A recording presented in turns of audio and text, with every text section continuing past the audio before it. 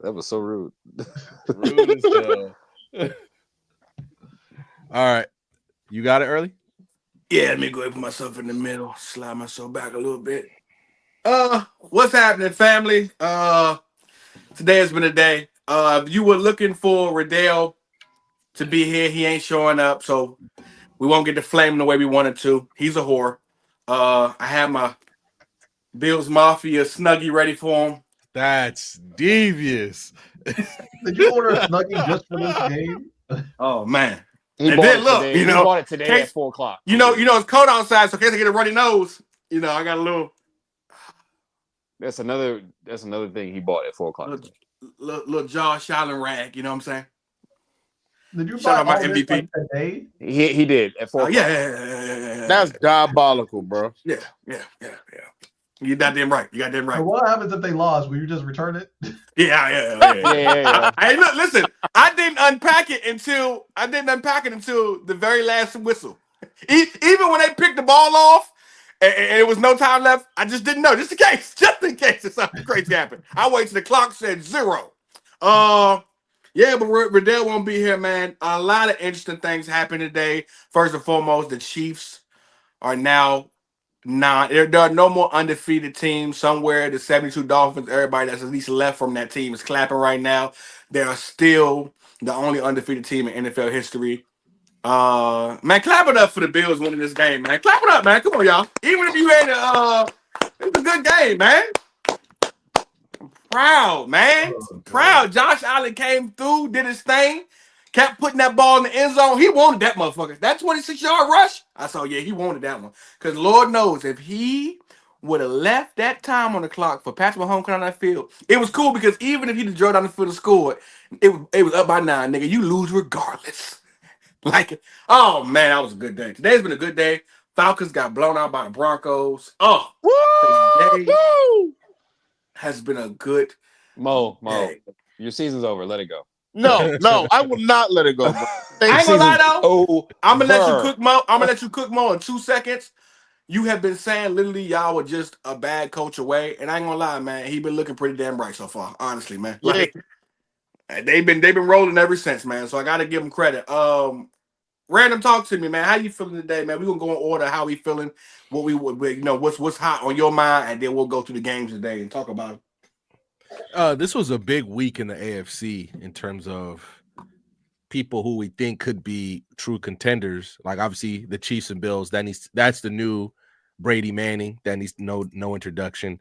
But the early, I got to give you your props, man. You was right about them Steelers. You was right about them. Now the Steelers. Look.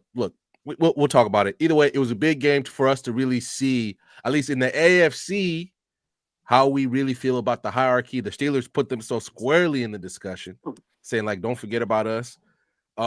Justin Fields, I thought at one point low-key almost cost him that game, but then Russ said, "Don't worry about it, I'll clean it up." And then in the NFC, Geno Smith leading them Seahawks down the field took it himself to beat the 49ers. The 49ers might just be cooked this year. Yeah, they might be done. I'm feeling pretty good though. It was a big week in the AFC, big week. This is why you gotta win that Super Bowl, Brock Purdy, because man, that health is not guaranteed in the NFL, man. They have been hurt. Right about that. Right. You right about that. They have been hurt left and right, dog. This has been a bad season for them when it comes to injuries. Yeah. Well, I'm gonna go ahead and say this while I got the flow. The Lions are complete bullies. They just bully. If you're a bad team, they just bully you. They they run a score up on you. 54 to 6. 54 to 6 is crazy though. Come on now, goodness gracious, you're killing them. That's what you're supposed to do though. When you're a good team, like when I seen that spread was only minus 13.5, I was like, that's it. Yeah. Hey Marley. Coincidentally, Marley says we're after that. Coincidentally, Marley, the two guys whose teams lost today, all of a sudden had something to do. Yeah, all of a sudden. But and another thing I'm gonna say, Brock Bowers is on pace to break Puka Nakua's rookie receiving yard record. That's another insane thing at tight end. And I feel like he started late, didn't he? He didn't play the first game, did he? No, he played. He played, but he just wasn't getting touches. But I don't know if he has enough good enough quarterback play to actually get that record. Like, Yeah. close, Minshew will hold him back, but still, he's having an incredible tight end. Minshew been force feeding. Minshew gonna get him the ball. Y'all tripping. Minshew been force feeding him. Yeah, Yeah, he has. But with Puka having Matthew Stafford throwing in the ball and Brock Bowers having Minshew throwing in the ball. Yeah, pretty much. Yeah. But and another thing, what was I gonna say? Leatu Latu, bro. He looking good. He looking nice. He did look good. Yeah, he getting more burn. I told y'all, man. If he get more burn, he gonna start cooking. And he had like 3 pressures. He had a sack. Boy, he's looking incredible. Who else? Man, I know this man ain't playing Clash of Clans right now. That's insane. Come on. Mac Jones still stinks. That's his babies. That's clearly Mac Jones still stinks. Who else? Oh, Bo Nix, bro. We got to shout out Bo Nix. 4 touchdowns. He going stupid. Yes, sir. Yes. I know who my rookie of the week is. Mo. I'm telling you right now, you made a believer out of me. Bo Nix is him, bro. Man, I'm telling you, dude. I'm telling you. Every week. We got to give it to Bo Nix every week. We got to give it to Bo Nix. We got to get it. I ain't gonna be real. Bo Nix has really been impressing me. Yeah. God damn, Chase. But you know what I'm saying? Man, Bo, honestly, I'm gonna keep it real with you, man. I knew Bo was gonna do pretty good this year, but he outdid what I believed. I knew for Sean Payton to take a chance on him like that. And the way he stuck with him like that, I knew something was gonna happen, something was gonna turn around in a way. Man, Bo, he could potentially be one of those guys in the top. You called it. He was good because I damn sure didn't believe in him. But man, he made a believer out of me. I tell you what, him and Cortland Sutton, that duo they got is nice. Yeah, nice for the team. I think Vail is going to be the Cortland Sutton's next runner-up, though. Yeah, more than likely, he's good too. Y'all said the all-out blitz. Come on now, let that man get wide open. I'll go next. Drake May is still looking nice, even though we lost to the Rams. He still showed his flashes. He showed like some takeover moments I liked. The Bears look a lot better without that OC. I tried telling y'all beginning, like when he was with the Seahawks last year, that OC was trash. He made JSN look mid. He made DK look mid last year. And now that he got on the Bears, DJ Moore's not getting the ball. Keenan Allen's not getting touches. Ron Odunze somehow looks like the best receiver. Yeah. Game with him gone, they finally score a touchdown. They finally score a touchdown. They almost beat the Packers. Yeah. Jordan. So we're gonna act like because DJ Moore gone, they playing better. That's nasty. No. DJ Moore played. It's Shane Waldron. Yeah, I'm saying the OC. Oh yeah. Hey, but they still should lost though. Christian Watson had a pretty good day today though. No, yeah, Christian Watson. Yeah, Jerry Jeudy had an incredible game too. Oh my gosh, dude! Oh my gosh, Jerry Jeudy went off today. Guys, you didn't expect cooked. They cooked. Oh, no. And while we're on this, Jackson Smith and Jigba is the number 1 on the Seahawks. If you watch that game, you can tell. Well, you can tell who's DK literally just. I'm not done with DK, but he definitely is hurt. I ain't done with him, but Jackson Smith and Jigba, I trust more than DK. He has more skill. I think Geno Smith better. I think JSN is more talented overall than DK. Yeah, but clearly Geno Smith was like, "Oh, I need to play. I'm going to DK" before he got hurt. DK was going off. Yeah, but this game back, he showed you next year. He literally just got what you want him to be. I'm telling y'all, listen, off rip. I think it could be like a Puka. Don't get all sensitive like last time, Brandon. But you do be hating on DK because you don't like him. I don't hate him. I'm just saying he's not as skilled as Jackson Smith and Jigba. He's not. No, he's not. But he was better. He was better. I'm not gonna say AJ Brown's more skilled than Devontae Smith. Say what? I'm not gonna say AJ Brown's more skilled than Devontae Smith. He's still better than him. Nah, AJ Brown's still more skilled too. No, he's not. Yeah, he is. But elite hands in this game. Than Devontae Smith. Elite hands. Watch this guy. Let me ask you a question, Brandon. Can you do me a favor? Look on your laptop. AJ does not have better route running than him. Finish your food before you talk to me. But what do you say? No, can you do me a favor? He's not a better route runner, but he has better hands though. Finish your food, hilarious. Can you do me a favor? Can you tell me what JSN did last week when DK went on the field? What you mean? Didn't he go off of 130? Wasn't that a 130 game? Last week? It was either that or the week before that. It was pretty recent. Okay, you got it, Lonnie? Yeah. All right. Hey, just to get this right, y'all, DJ Moore is hurt, right? No, DJ Moore played. He had actually a solid game by his standards this season. No, With like 60 yards or something. Oh yeah. So last week, JSN went for 7 catches, 180, and 2 touchdowns. Who are they playing? The Rams. I don't care. That's still a game. I don't care who they playing. I don't give you a football team. It's still 180. I was trying to point be nasty that he looked good because DK on the field and it's taken away from him. But no, Jason number one. You're right. You got it. Yeah, we can talk about that. Like he didn't just have that game. The week before that, when they got smoked by the Bills, he had 6 catches for 69 yards. We got to think about Ohio State's receiving class being up there with LSU. See how you just shift to something else? See how that? You see what he did? You see what he did? You guys have been around too long. I can't do it smoothly. Yep. You're calling it out. You're doing that gym shit from the office. You're breaking the third wall. I don't like it. Yeah. But yeah, man. So starting off, let me get my handy dandy notebook. Sit down in my second, third, my thinking chair and think. Let's go look at these games. Starting off. Give me 1 second. You want to do the games to get them out, like the easy games to get them out the way? Mm-hmm. So we're gonna knock out the early games, and then I'll go through all of them. So, let's start off with Let's start with We'll go quick. We'll go Vikings versus the Titans. What do we see in this game that anything we liked, or was it no? I'll tell you what I don't like, man. That O-line from the Titans, they are dirt, man. Like, what is that? They're terrible. Well, Levis ain't got no time to throw or nothing. They got Levis the weapons. Now you technically the plan should be you fix the line and then let's figure it out from there. I mean, the man did throw a 98. He threw a 98 yarder today, so that should say something. It was a great ball. He had another one to Calvin Ridley, but they got called back because of holding. My goodness. Shout out Calvin. He been balling. Yeah. See, Ridley been going off. Got to give him his props. He been cooking. I mean, yeah, man. He looking short-handed now and all that. Yeah, other than that, I mean, it was a good week by the Vikings. I mean, catch the ball. Golly. I have questions about the consistency of Vikings run game at time. I feel like not that they have bad running backs, but like I feel like sometimes the play calling for their run game could be predictable and like kind of mid. So I feel like they need to get more creativity because they have 2 running backs that can both also catch out in the backfield.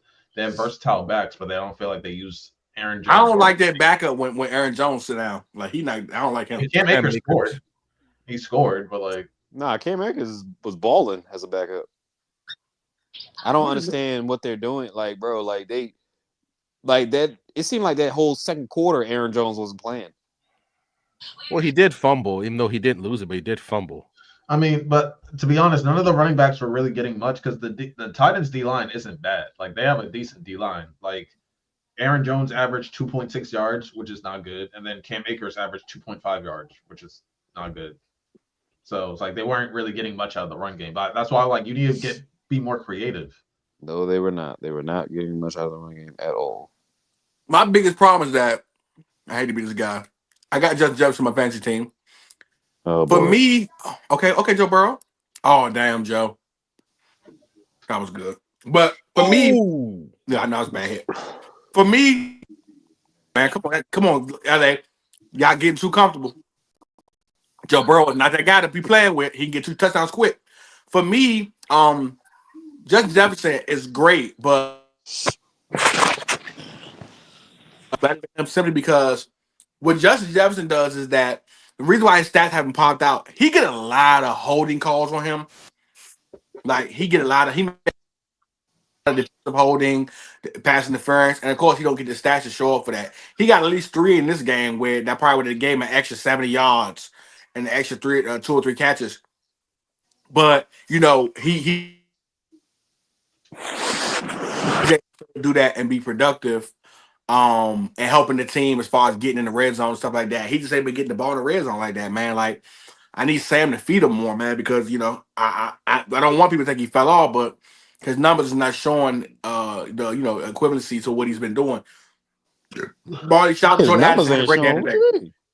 What today. you mean? This year might be the year where it's like we all understand that Jettis is the best receiver in the league, but Jamar Chase has the better year, which I think is fine.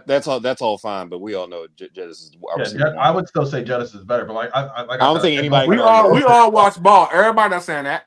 No. Come on, man. Come on. There are people openly saying Jamar Jefferson is the best receiver in the NFL. Man, no, that's just. There are people saying that Jamar Chase is the best right now. But like we did last year when AJ Green went that tear. We were saying, and I mean society. We were saying that AJ Brown that he might be 1A with for you. Well, yeah, they were calling J-Roll was calling him Baby T.O. and all that. It's crazy.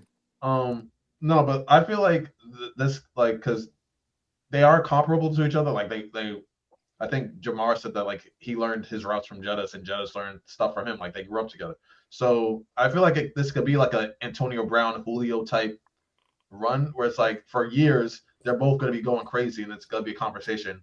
Oh, Jamar has a better quarterback, so his numbers might be better, but is he better than Jettis and then Jettis? So I think it can be that type of situation where like in the next 2 years, they might not even be the best, and I wish Fidel was here to hear this. In the next 2 or 3 years, they might even be the best receivers from LSU, because Brian Thomas and Malik Neighbors is coming. They coming. Brian Thomas is going to be a 13 to 1,500 yard receiver for a long time in this league. He remind me of a lot of like who'd you call him, Brandon? You called him Josh Gordon. Yeah. But he's stronger than Josh. That's the thing. He's stronger than Josh. Josh Gordon was pretty strong, man. I'm about to say that Josh was. He had the physique of a god. Like Josh is like a damn painted sculpture.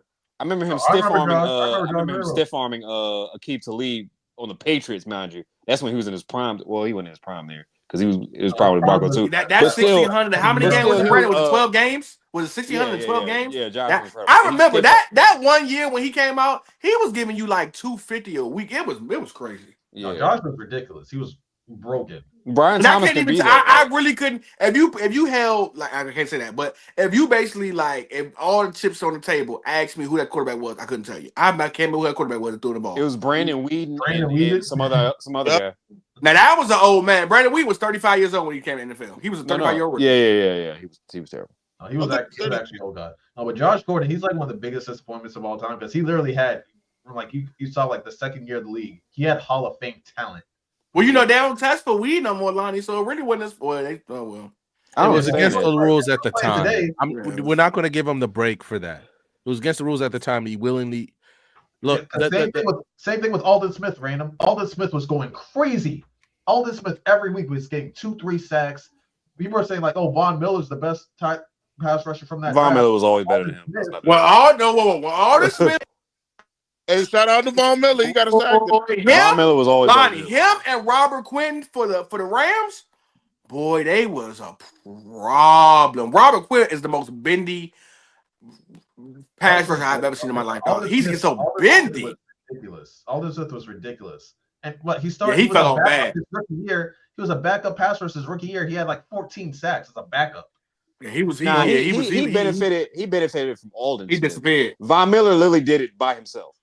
No, Von Miller's great. Von Miller had Elvis Dumerville and DeMarcus Ware. Stop it. Please stop it. You know better. You know too much football history. Elvis Dumerville was on his way. What you about to say about Elvis? He wasn't on his way out. But like with DeMarcus Ware, he was still a 10-sack guy, Brandon. You're so nasty. Listen to what I'm saying. With DeMarcus and you had Chris Harris and Keith Lee back there. But go ahead. Never mind. Just go ahead. Never mind. Because I can't get a word out. Go ahead. Get your shit out. I can't see your face. No, I can't get it. I can't get it. All right, go ahead. No, never mind. But don't be sensitive. No, I can't get a word out. So, what were we talking about before this? Oh, with Brian Thomas Jr. So with Brian Thomas Jr., like he has like all the route, like the release package and all that, and he has the strength, he has the build. He's 6'3", about 215 or something like that. So it's like, yeah, he gonna be one of these elite receivers out in this game. And Trevor Lawrence, you know what I'm saying? He's serving the ball. It's nothing but him and Evan Ingram over there. Like they probably gonna have some interchangeable wide receivers with with who's the guy that got hurt? I'm sorry, I can't think of his name. Kirk, Christian Kirk, yeah. With Christian Kirk, he probably gonna be on his way out the door pretty soon. Yeah, please. They need to get him a real. He got hurt, receiver. right? He got hurt. He did get hurt. Yeah. It's a tough time. He's a good receiver. He is absolutely Christian Kirk. Do we think they gave him on player. Calvin really too soon? Because he's looking pretty damn good last couple weeks.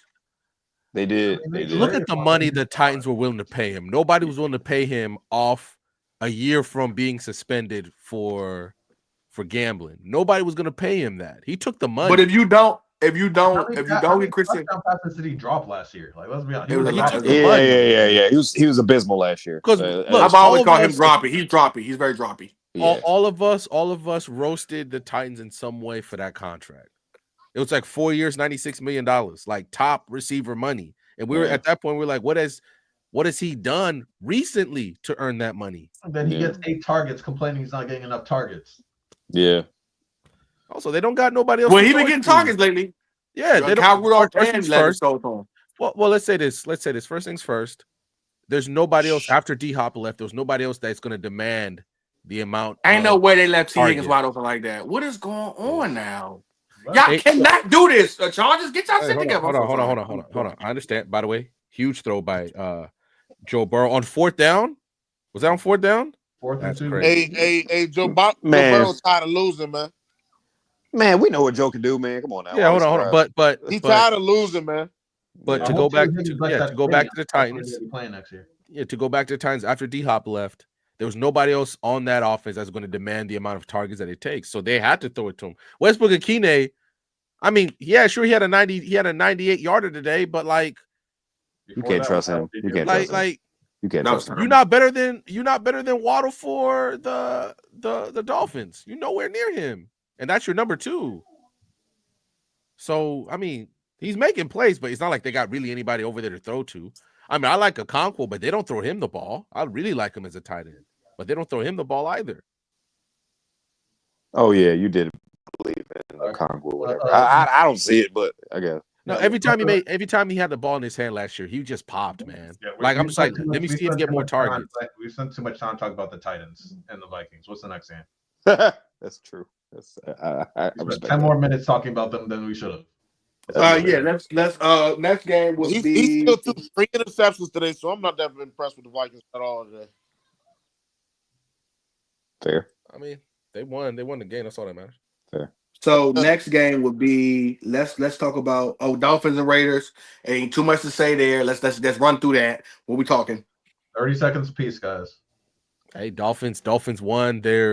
They're 5-6 now. Trying to stay in the race. Good win. Tua played well. Yeah, Tua played well. Played well. Jonnu Smith, everywhere he goes, he just makes plays, huh? Good tight end. Good tight end. Yeah, they're just getting back to where they need to be. Maybe they could enter the conversation late, the playoff conversation very late if they keep winning. All right, early, you go.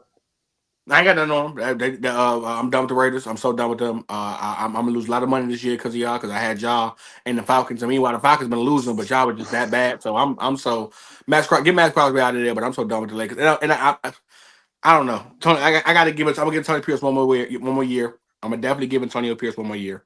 But I'm upset. If Bill Belichick come calling, hey Antonio, thank you for your services. I don't even want to speak on it, but yeah, I'm so mad about that. Tom might do it. Go ahead. Brock Bowers is him. He's going to be one of the top, if not eventually the best tight end in the league. Miami. You're already better than Kyler Pitts. Yeah. I think and Sam Laporta. They're going to make a push to make the playoffs because all the back end teams I feel like are going to fall short. I mean, we already saw how the Jets. We'll get to the Jets. We already saw how they're doing. So I can hear Michael being pissed off right now by Brandon saying that. See, that's Brandon. See, we're not going to do this. See, this is not what we're going to do. That nigga loves Sam Laporta. Yeah, but that's it. Go ahead, Mo. Yeah, man, Dolphins look great today. Jonnu Smith, dude, good stuff.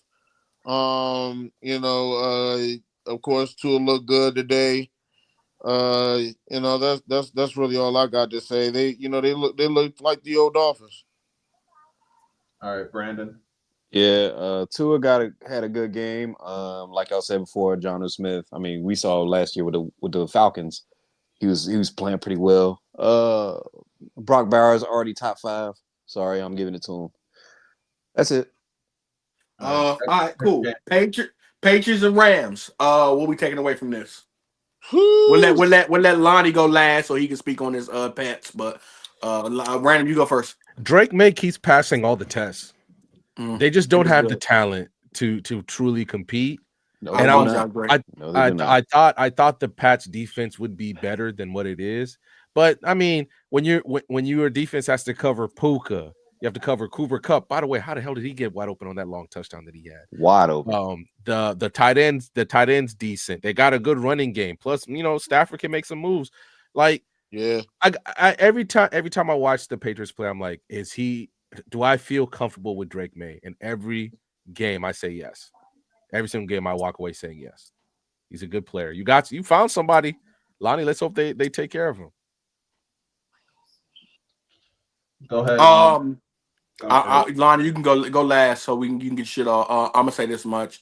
Drake May, I apologize. I wasn't familiar with your game. You've been looking great. The nerve of me to talk bad about any quarterback not being good when I still have Bryce Young. So I'm sorry about that. You've been great, man. Much respect to you. Keep balling, man. Keep balling. Keep balling. There's some big shoes to fill, but hey, man, I'm rooting for you now, man. Do your thing. Well, all I'm gonna say is Cook Grief, Puka Nacua, and Cooper Kupp. Good grief. I wish we could have something like that. That was nice, man. Puka Nacua and Cooper Kupp. That was a great week for them. Of course, Matthew Stafford threw 4 touchdowns today, 300 yards. That was, man. So, man, I think they did pretty good. Where was that versus Miami last week? Yeah, I don't, because it's, I don't know, man. I don't know. I can't even speak on that because I'm not a big fan of them right now. So this coming out like this is like it's a little skeptical for me, but it's good. It's nice and it shows good signs. So, yeah. Oh boy. Yeah. Yeah, I definitely got to shout out the Rams. I picked them to win this division. So hopefully they can do that. The Seahawks, I'm not really moved by them. But the Rams with that 1-2 punch with Cooper Kupp and Puka Nacua, they got K Willie back there. K Willie. Defense is kind of suspect, but hopefully they can get that together. I hate Quentin Johnson. Yeah, good yeah. Drake May. That's a good play by the corner. Drake May has been playing well. I thought he was don't know how to rack him 2 years ago. I thought Drake May was QB1 2 years ago. Honestly, he was looking so good. He had a down year last year in UNC, but you can see the talent is there. So I'm glad he's playing. Well. He gotta go put that where he gotta go get it. He gotta make him go get that because he had to step on him. Put that a little farther. Yeah, they don't really got a lot of super number 1 wide receivers. No, they'll get him a weapon. He'll be fine. Go ahead, right, well, clear out. Hopefully, McMillan that coming out of Arizona because he's number 1. He's number 1 receiver. They clear out Orton, didn't they, Lonnie? They cut their second round pick from last year or 2 years ago. Well, let's clear out. Speaking of Lonnie, let's clear out. Lonnie, talk your shit. So when it comes to like the top echelon of quarterbacks, we see like people like Lamar, Joe Burrow, Josh Allen, Herbert, Mahomes, like they're able to extend plays and show and just take over certain areas of the game. And I've seen that the last few weeks with Drake May, where it's like he can just extend the play, make the defense do what he wants them to do. But unfortunately, he has no one to actually catch the ball. There was the one play where I know he threw it down the middle and it was a perfect, like he escaped the pressure, rolled out, perfect dot. Guy just wasn't good enough to catch it. So it's like when he eventually gets the talent, then we can be one of those top dogs again. If we fill out the roster, we still need some pass rushers, we still need receivers and to fix that O-line. But he's the future of the franchise. Like we gotta stick with him. I think he can be an aggressive Herbert or aggressive T-Law without the mistakes and things like that. I think like he has the footwork, he has the cockiness, and he has the talent to actually do those things. So yeah, I'm very excited. We just need to. So do you get him? We know you get him a receiver. Do you get him another running back, or are you cool with Stevenson? No, Ramondre is good enough, I think. Stevenson's fine enough. I mean, I noticed he had a big. If you can get Lonnie, if you can get a let's see if you know your college football. If you can get an Ollie Gordon if you can get a Omar Hampton, you ain't gonna be to get Genty, but if you can get one of them top 5 backs, Hold on. I don't. The thing Hold on. This The draft Pats class, are still we going to can be get a top 5 10. back. We can get a top 5 back. The Pats are still going to be top 10. No, but I'm saying like they're going to get McMillan. They're going to get McMillan. Trust me. We're not getting Gentry with the number 3 or 4 pick. They're getting McMillan. Oh no, you're right. I don't know, for some reason I keep thinking y'all got an extra pick. With this draft class, the way it's set up, we can get a top 5 back in like round 2 or 3. Maybe that's what I'm saying. Yeah, so you can get an Ollie early first.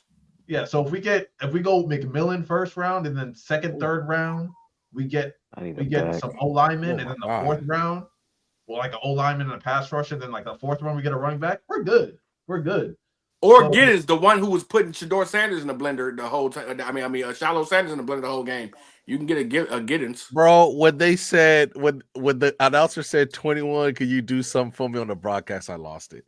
But also, I think there's still going to be some decent running backs in free agency. I think J.K. Dobbins was only on a 1 year. Speaking of him, he just had a crazy play. Yeah, I'm watching it right now. Like Gus Edwards, I think was on a 1 year. Like we could take one of those guys and just add him to the rotation and be fine. I'm really more worried about our O line and our. Lonnie, you can find a back anywhere. I don't think you need to do anything with your running backs. You got Mermondre, Antonio Gibson behind him. If you want to get a young cat, I got no problem. But I'm gonna say this though. They got a good backfield back there. I'm gonna say this to you though, Random. What I've noticed, what has come back, and we kind of got away from it now. What has come back, and that's why the NFL looked the way it looked this year. What has come back is defense has come back. Running backs have come back. Like put it this way. There are certain plays, like even what J.K. Dobbins just did, where there's a lot of backs that ain't doing that.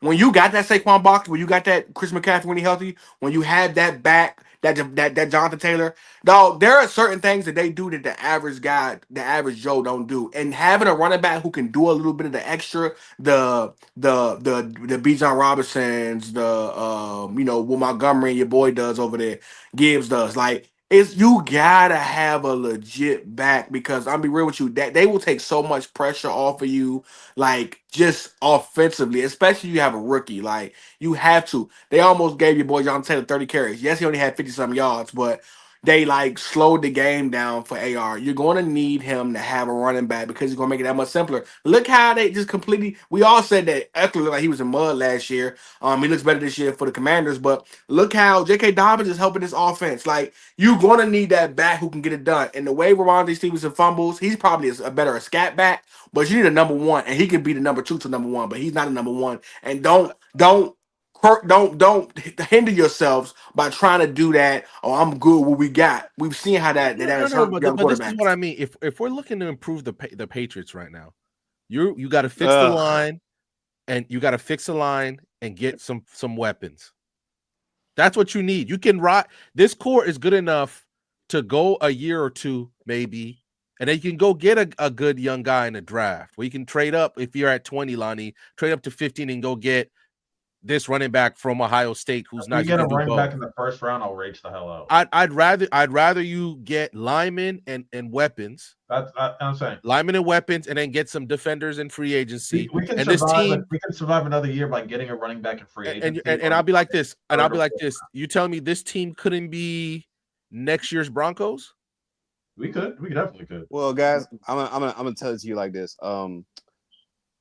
You guys have been good for 20 years, so you're good. You can stink for a couple of years. All right. So next game. Let's move on. We're gonna move. Let's get this out the way. Blowout. I felt that disgust from Brandon.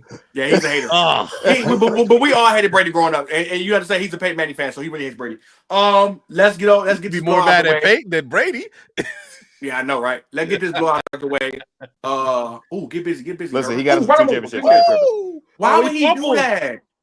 Why would he do that? Oh, he fumbled. Bruh. He might have been down. I think I don't know, man. Let me see. I don't know. Let me see the replay.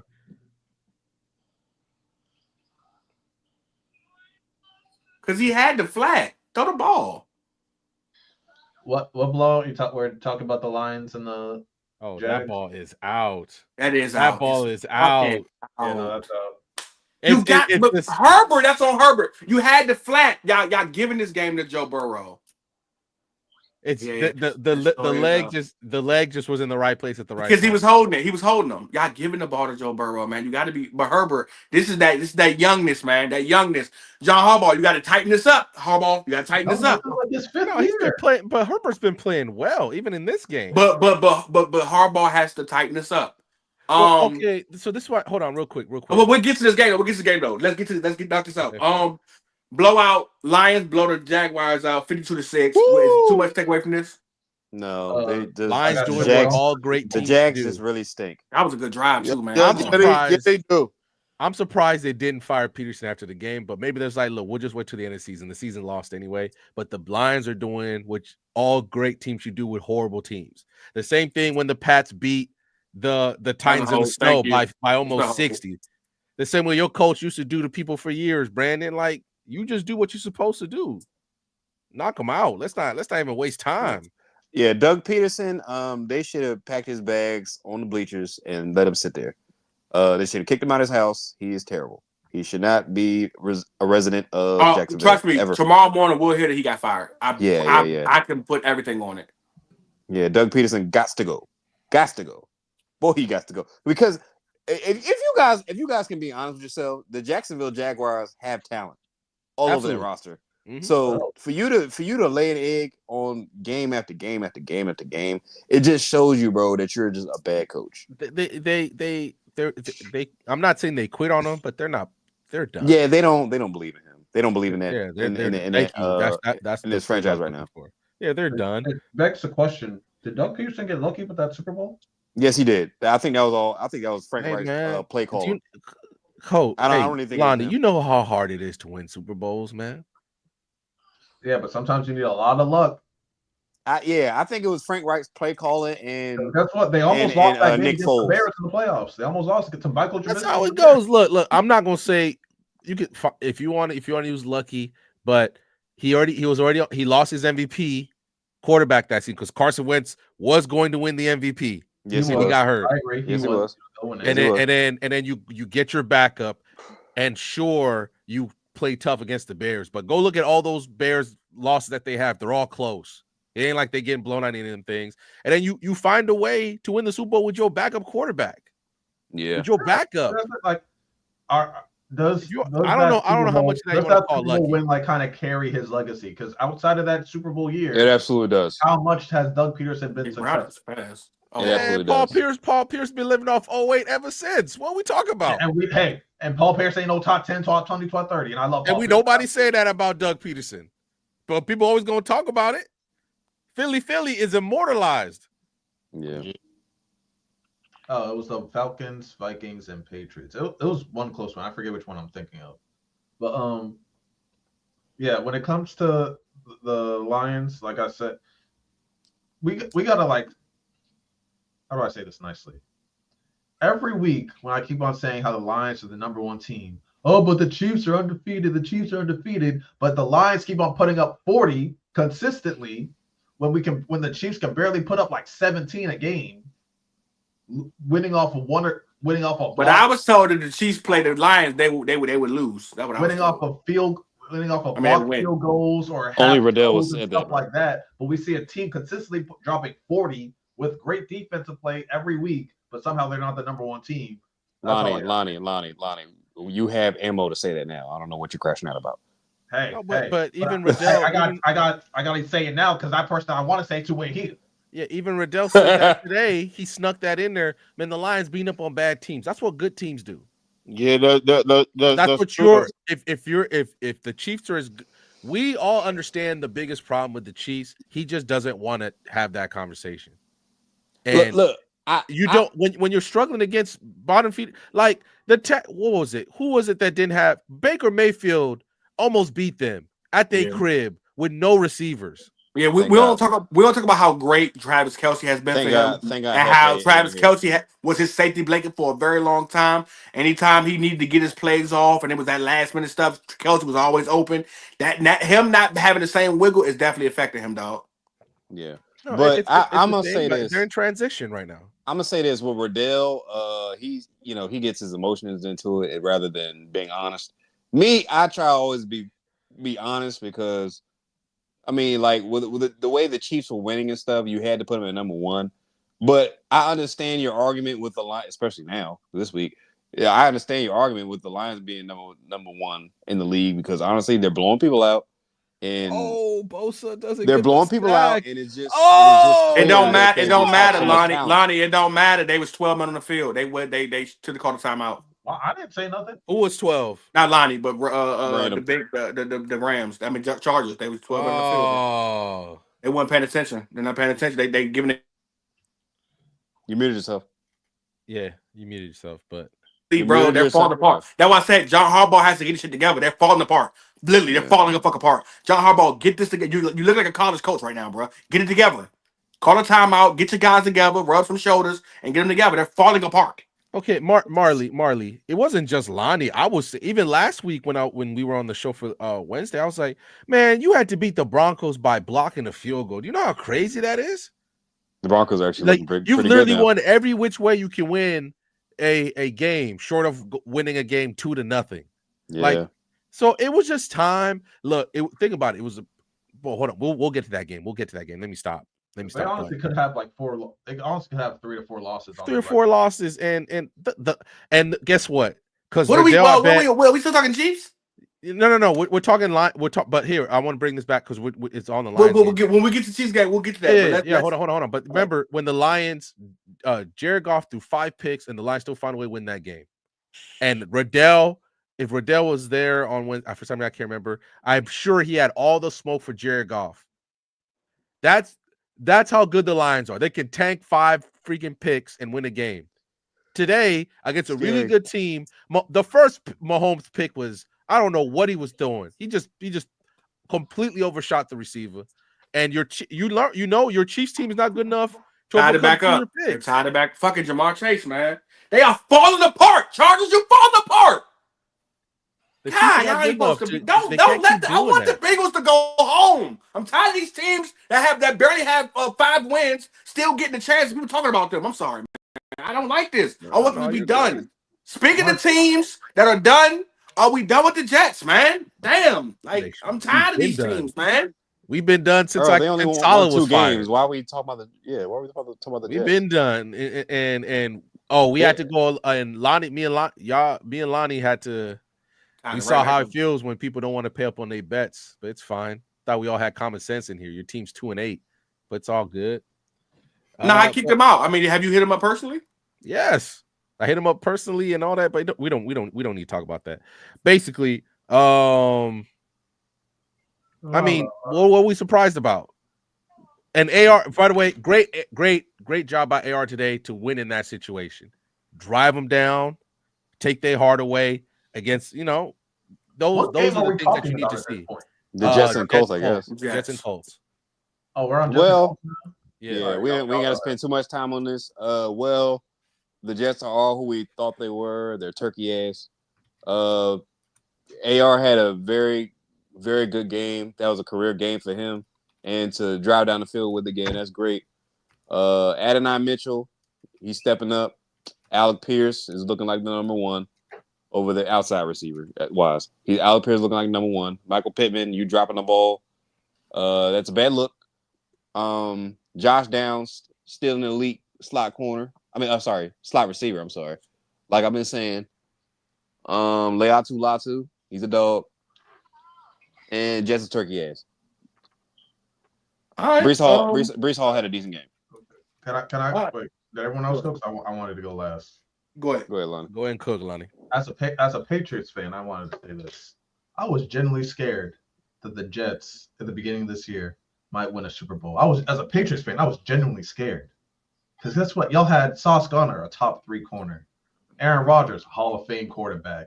Garrett Wilson, who I thought was gonna he was playing well, but I thought he was gonna have 1,500 yards. They could get Devontae Adams, top 5 receiver in the league. Breece Hall, top 5 running back. Who's their D tackle? He is not a top 5 running back. Go ahead. Who's their D tackle? Quinn Williams. You talking about going to the season? Quentin Williams. Top 5 defensive tackle. DJ Reed's like the #1 corner on PFF, and y'all are 2-8. Somehow, you guys are the worst, most talented team in the history of the NFL. You guys cleared what year were the Eagles? 2012, 12 or something like that. Yeah, 2011. you guys cleared the 2012 Eagles. Y'all, whatever you can think of the most talented team in the NFL that failed, you guys clear them. You guys couldn't beat the Colts. The Colts, who have like one of the worst secondaries in the league, who had Better team than you, by the way. about making mixtapes than playing on the field. Like, I don't know how this is even possible that you got. Y'all messed up all my parlays today because I was like, yo, I know they're bad this year, but there's no way they're gonna lose to the Colts. They're really not calling these face masks, huh? They're not, and they're not calling these holding plays on this D line. So, that O line for the Chargers, for the Bengals is holding. I hate Joe Burrow with that flicky hair, bro. What? All right, whatever. Hey. Either way, with the flaky hair. Either way, the Jets have found a way to blame everybody but Aaron Rodgers. They've given up the second most points since and yards since Salah's left. But remember when it was Salah's fault, Lonnie? Salah left. 2 turnovers in 5 weeks. We have the best statistical corner duo in the NFL. I don't know how that's possible. So, Lonnie, you know who they did beat? Your Houston Texans. that second win that they got was against your Houston Texans. You know what? Your Houston Texans maybe would think they would still able to do something. Y'all kept it going. You remember when CJ Stroud was getting them MVP talks and all? This big defense sucks. They're not gonna lose more than 2 games. Remember that? Yeah, Brees Hall top 5 back. Things change, Brandon. People get hurt. Things change, Brandon. Let's move. Yeah. Let's move on. Let's move. I know where this is going. Let's move on. Mo, you there? Yes, sir. Chargers played the Browns. Saints play the Browns. Beat them 35-14. Mo, I know you got your camera on, so I can't highlight you, but take the floor, man. Hey, look, man. First of all, I want to say big respect to Jameis Winston. I'm gonna say first and foremost, big respect to Jameis Winston. He came out, man, and he really played. He led his team. They looked pretty good today. They put on quite a challenge today in the first half. The whole first half, even most of the third. Did we lose him? Yeah. Technical difficulties. It's okay. Go ahead. You think? Yeah.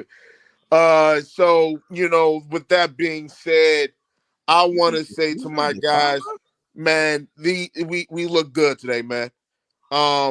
You called it though, man. You called it. Different coach changed the whole atmosphere. Yes, sir, man. Yes, now sir. 2-0 without Ben Johnson. Yes. He Darren Rizzi is 2-0.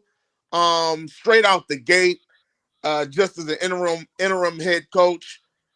Big respect to the guy, man. Hey, Darren Rizzi, big respect to you, dog. Good win today. You look good today. And I want to say this, player of the week, in my opinion, Taysom Hill. 7-8 rushes for 138 yards. 138 yards. He had about 8 receptions for 50 receiving yards. That's almost 200 all-purpose yards and 2 touchdowns. My player of the week. I'm just going to say that. Man, great win today. We played as a unit.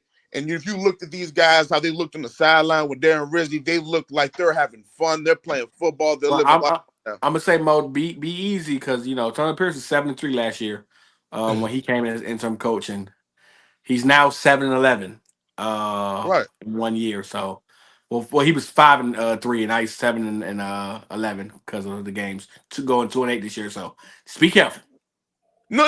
It can definitely take a turn, but we still got some coaches and stuff like that lined up. So things I don't think I'm not sold, but things are looking good. I like the turnaround, and I honestly, it just shows me that it's just the team they came together and they were tired of it. They were fed up with the guy that weren't leading them in the right direction. It was too many problems last year, and it showed this year. It was all exposed. So, I think things are going to get a lot better. We got a guy in there that's motivated. You believe in Carr? He looked good today.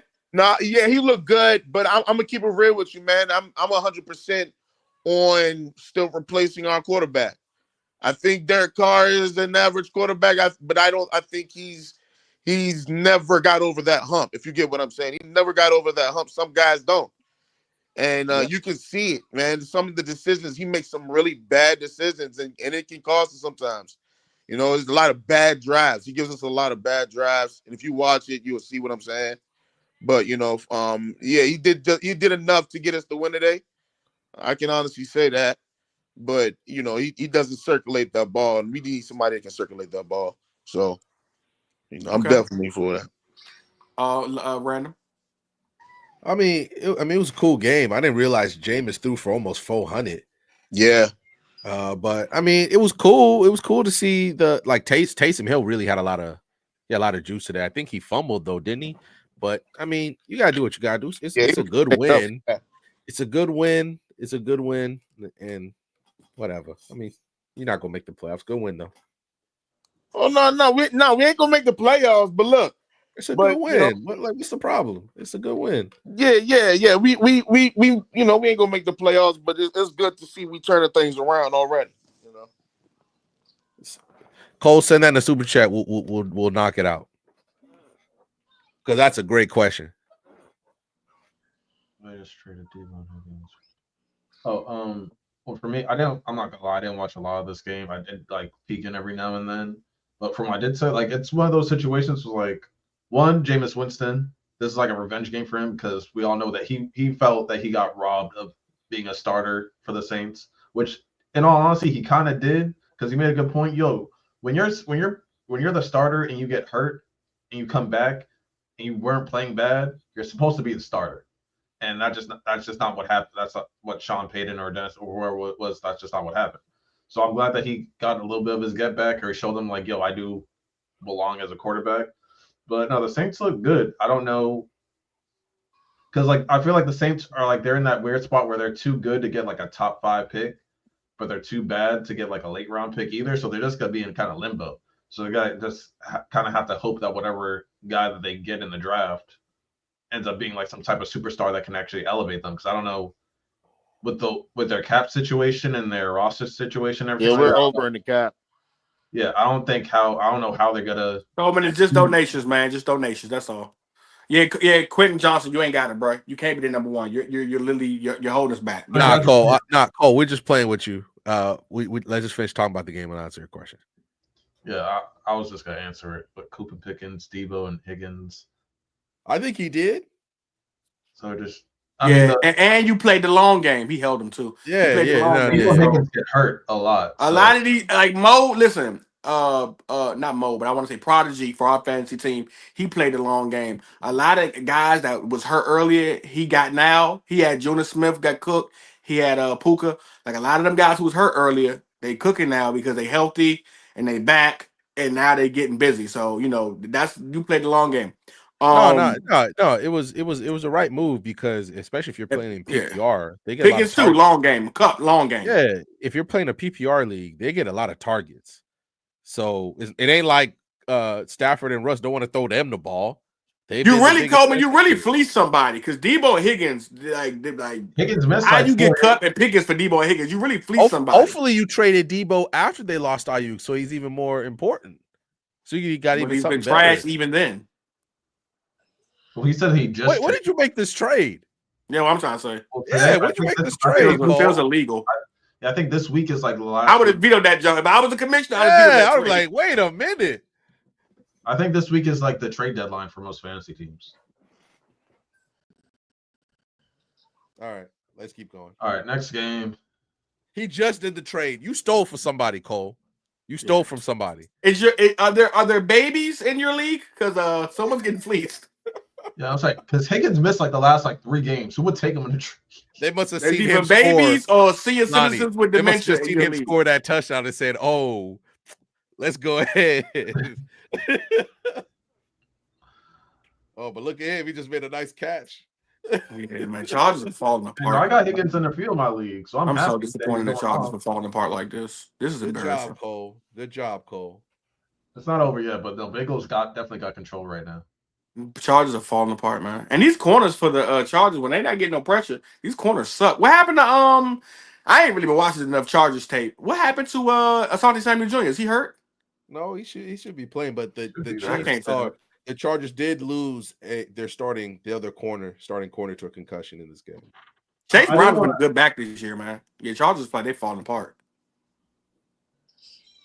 I didn't want to say this about the Chargers because like they have like great statistical stats for their defense. How they're like top 5 and everything. But when you look at the beginning of their schedule, they weren't really playing anybody to like have like their stats be tested. So like they played the Raiders, they played the Panthers, then they played the Steelers, big time, which they lost. They played the Chiefs, which they lost. Then they played the Broncos, the Cardinals, the Saints, the Browns, and then the Titans. This is a John Lynch like fleece, honestly. Yeah. So how many top quarterbacks did they really play? Because like people did like, oh my god, the Chargers. Oh, don't tell me that's roughing the passer. Don't tell me that's roughing the passer. Yeah. I seen it. You seen it too, didn't you, Lon? I'm random. Yeah. Fuck. Yeah, I see it. Yeah, so I seen the Chargers it too. defense, I'm not calling them frauds. That was still a horrible decision by Herbert, by the way. That was still a bad decision. Burrow. Oh, Burrow, yeah. You can't drive him. But I ain't gonna lie though. I hate to be that guy, but I wouldn't be surprised if John Harbaugh, because you know Burrow injury prone, so I wouldn't be surprised if John Harbaugh said do that, because if Burrow out, then the game over with. You see, he a little shaked up too. That type of hit, get a quarterback looking hard. That type of hit, have your quarterback on the head on the swivel, because now he's fearful. I mean, you're fine. You're first down. Run the ball a couple of times. You'll be back in the game. This game getting good, y'all. We won't talk about the games, but this turned into a live. All right, well, come on, you gotta get those. What is up with Joey Bosa missing tackles? Yeah. You and your racist brother. And then MAGA hat he wore that damn jump. He got fined. That's what he get. And his ass fined. He got hurt today too. All right. Yeah, that's what he get. All right. The most important 1:00 game. Ravens versus the Steelers. You know I'm gonna go last. Lonnie, you go first. Talk to me. What's your takeaway? I don't like ever saying that early's right because it inflates his damn ego. We gotta deal with that enough as it is. There it is. Nah, you can't do that. Ain't nobody around. You can't do that. Yeah. No, you can't do that.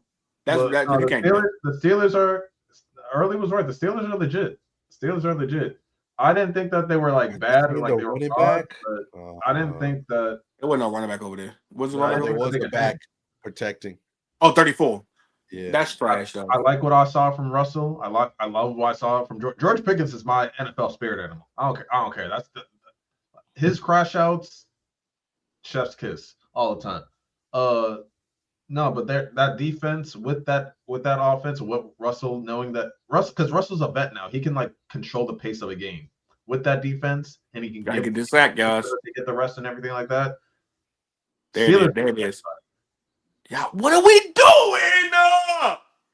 What are the Chargers doing? All right, I'm done.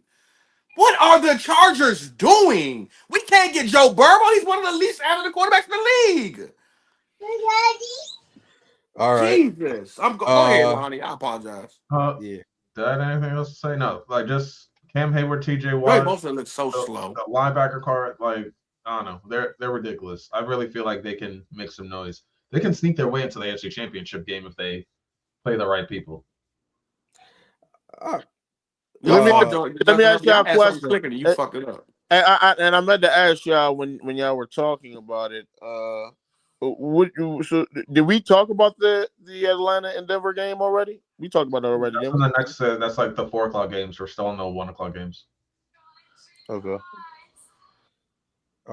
When I look at the Chargers, they're a year away, in my opinion, from being any kind of contenders in any kind of thing. Like, I think this is really good, but what they've done this year has been really, really impressive, and they still need pieces. They still got to make some moves. And I think Harbaugh just changed the culture. This is showing me is just culture, but still got a little bit to go.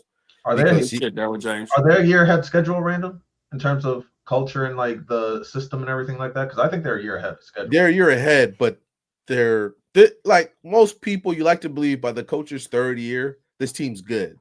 Mm-hmm. The team's good, and now we're talking about what's either getting. I didn't know my guy Mac was out. They can still make it to the playoffs this year. They can make it, but if they win a game, I'd be surprised. Who are we talking about? Win a game, the Chargers. I can make it. Yeah, I think next year, if they do the right things, which I think Chargers is going to win the playoffs this year. I don't like. Sure, they're going to win this game. They're going to win this game. No. Sure, they can make the playoffs, but I don't got no expectations of them winning anything big. Good shit. Where did jump that? I mean, do they have a chance to win a game with how they play with like their running game and their defense? Yeah, they have a chance. Maybe if they play like the Texans, if the Texans continue play the Dolphins, like I don't actually know that they wouldn't. The Dolphins, I don't think the Dolphins are gonna make it. They want to have a high enough seed. Mm-hmm. Did the Bengals change that kicker? Didn't they have what's name last year? Not that I know of. Unless he got hurt. Still went and got that jump. Good shit, still. That kicker don't look like the same person. No, they got. What's his name? McPherson. Yeah, he gonna make this. He's a great kicker. By the way, he missed it. Damn, shit, guy, you ahead of time. Ooh, he sure did. He better not be trolling. Nah, he missed it.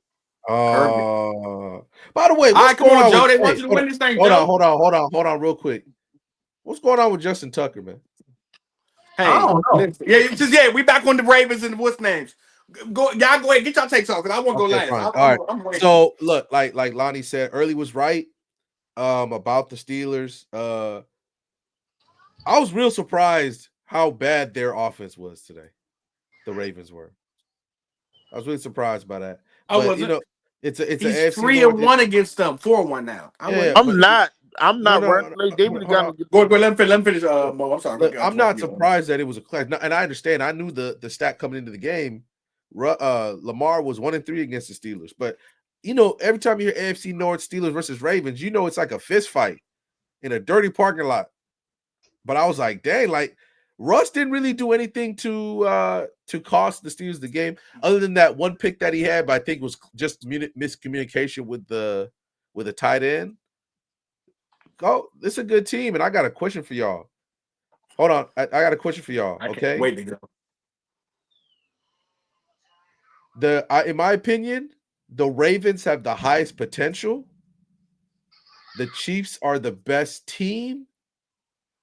And the Steelers could have the most shock value, if you get what I mean. Like if out of the three teams, the Chiefs, the Steelers, and the Ravens at their best are the best team. What about the Bills? I want to save that for the 4:00 game. I want to save that for the 4:00 game. But the Ravens they're the best team at their best. The Chiefs are the best overall team, but the Steelers could beat both of them. And that really shocks me that the Steelers could beat both of them. The Steelers is the best team in that division, point blank period. Yeah, I can agree with that. Well, talk to us, Mo. Don't disagree. Talk to us, Mo. I can simply agree with that because of the performance. Mike Tomlin found a way to make the Steelers go 8-2 this year. They're 8-2 right now, man. So I can agree. The performance that they've been putting on for the last couple of weeks. George Pickens, Russell Wilson is the same Michigan, John Harbaugh. And it seems like he fits him, man. He's a puzzle piece over there. So they're making it work, bro.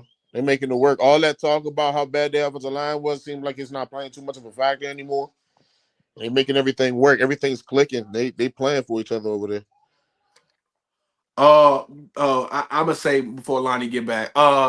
First and foremost, I'm gonna tell you, Lamar again. That's my thing. I said this about Lamar. You get comfortable with him doing what he's doing, and guess what happens? Then you start to force feed him in the sense of now we're gonna depend on that. Lamar's a great quarterback, okay? He is number one this year. But my thing is, the more you put him in situations where he got to get it done for you, the worse position you put him in. And oh my God. Okay, the worst position you put him in. And the biggest problem that I have, I just don't. That having a number one is so hard, bro. Lavin Conkly is a child, bro. That was You're not an NFL Hey, player. hey, He's early, not an NFL player. Lavin Conkly's not an NFL player. I'm gonna keep saying it. He's not an NFL player. What? You are a He's been child, going bro. off. You're a child. What are you talking about? He's not an NFL number one receiver. He's not. Not, And nigga's a third down. He's a third string guy at best. not number one. Okay, you said not an NFL player. Yeah, I'm sorry, not a number one. Lamar went 16 for 33. Pittsburgh stayed on his ass. I told y'all last week, when you got a guy who can chase Lamar, when you don't have a guy who can chase Lamar and having Hines Smith, even regular Smith, Preston Smith, and having Watt, those are guys who can literally. It don't matter what you did, bro. You didn't make a fumble. Those are guys who can literally chase Lamar, hold him in the pocket, keep him from getting busy. The biggest problem that the Ravens had is, again, y'all got comfortable with Lamar, winning games for y'all. Derrick Henry, 13 carries, 65 yards. This is the game. If you know anything about Pittsburgh games, this is the game where Derrick Henry give you 30 carries. Now, you ain't got to give him 30 carries every week, but this is the one game we go, hey, Derrick, we're going to need you to be a bell hog. And you're going to be 25 to 30 carries this week. Yeah. We'll take it easy off you. You know what I'm saying? We'll take it easy off you next week when we play the who they play next week. They play Chargers next week, so it's still gonna be hard. And that might be 2 losses back to back. So my biggest concern with them is that they got comfortable with Lamar winning games for them, and then you put him in a situation where he already has a terrible record versus these guys. They have his number, John Harbaugh, not John Harbaugh, but Tomlin has seen this guy several times. He understands him. Yeah, man, I just think that, and you know what's funny? Y'all have a practice scout in Justin Fields that when we practice, we can really prepare for somebody who run a 4-4. That's true. Like, if I wouldn't be surprised if when Pittsburgh practices this week, they say, "Hey, look, Justin Fields, we're gonna just have you run, to find a way to get loose every play, and we're gonna do our best to contain you to prepare for Lamar." I don't trust Lamar when it comes down to him having to. I said it's still up in the open with Lamar because I don't trust Lamar dueling out Patrick Mahomes in a game where his defense ain't that good. And we talked about this defense over and over again. Now I will say this much: I'm gonna cut Lamar some bail because just if Tuck makes at least one of those damn kicks, they beat them by 3. So beat them by 1. So that was a problem too. So I can't blame everything Lamar. Lamar did have a bad game, but at the end of the day, Tuck, you got to make your kicks. I don't know what's going on with Justin Tuck. I think he got, you're down there in Baltimore. You're a hero out there for a guy who deals in real estate in Baltimore. I know what Justin Tuck means to the city of Baltimore. And he's beloved. I think he got comfortable, man. You get. They always say, man, don't read your own press clippings and don't let your head get too big, because what happens is when everybody tell you wanted the best, you wanted the best, you take your foot off the gas. You might take a little less time in the gym or in the practice field practicing out your craft, and you fall off a little bit. I don't think he's completely fell off. I think he will bounce back. I think this year humbled him, but man, this has been a bad year for Justin Tuck, and this has been a bad year for this Ravens defense that was dominant last year. I don't think they beat Pittsburgh. If they have to play Pittsburgh in order to get in the playoffs, I don't think they beat Pittsburgh at all. I think Pittsburgh is the best team in the AFC North. I think they've been the best team in the AFC North, and I think that this week showed it. I think they're the most complete team, most well-coached team, and I wouldn't be surprised that, I won't say this year, but I'm going to give John Harbaugh 2 more years. I'm going to give him this year and next year before they move on from John Harbaugh and say, look, we might have to get somebody else to get us over the hump. I like Steve Kerr. I don't know. I like Steve Kerr. I like John Gruden with Tony Dungy. I mean, I wouldn't be surprised because I'm gonna be real with you. The owner gonna look back and say, "No, we cannot waste Lamar." We've seen it happen. You cannot waste Lamar, because I'm gonna be real with you. As Lamar's sweet speed dwindles down, it's gonna be harder for him. It's gonna be harder for him. He's a great quarterback, but it's gonna be harder for him. They got to get it done, man, before he's in his prime. Don't let him be 34, 35. Harbaugh is a legend in Baltimore. Hold on. To Early's point, though, it's not just Lamar that's gonna slow down. Derrick Henry's on the older side of a running back. Derrick Henry's not gonna be a top 2, top 3 running back for much longer. So we're gonna fire John Harbaugh? Is the answer? No. That's not what I'm saying. I'm saying, like, right now Lamar is in the prime of his career. Derrick Henry only has a few years of this level of play left. He might fall off. next year, to be honest, because they already took like a small step. He already took like a small step back, but like he's just getting old. He's only gonna get older and older, and it's gonna be harder for him to keep up that physique with that. Niggas is killing whoever 36 is. That he has. This year and next year are really like the prime years for Lamar and Derek to like do something. So if they don't get it done, they're kind of screwed. Damn, the Bengals gonna win this game. The Chargers suck, man. They suck, man. I'm so disappointed in them, dog. That fucking Justin Herbert form. I'm sorry for cussing that, man. Well, a lot of people don't understand, man. First of all, that was a divisional game today. Okay, and Steelers play some competitive football. I understand that everybody feels like I'm gonna keep it short. Look, point blank period. Pittsburgh is gonna find their spot. That's who Baltimore competes with. That's who John Harbaugh competes with every year. So I'm just saying, let's not forget what Harbaugh has done in Baltimore for as long as he's done it. And Tomlin low-key owns him. As he should. Tomlin been owning John Harbaugh. Come on. Listen, you can kick everybody else's ass random, but you can't beat me. So you can go out there, you can be the top dog, but when I come in the neighborhood, you know what's up. Like, that's basically what it is. Yeah, you one of the better coaches as far as winning records. Yeah, you whoop on teams, but I got your number. I know you for real. So, I just think they just know how to game plan versus Lamar. Like I said, they got comfortable with Lamar. This man, Joe Burrow, is just getting it done. Yeah. They got comfortable with Lamar doing what he was doing. Damn, man, this is so before bad. This game's over, let's burn through the rest of the 4:00 games. All right. You know what? We go live. It's 2 minutes left, man. We go live and then we can finish these games. We only an hour in.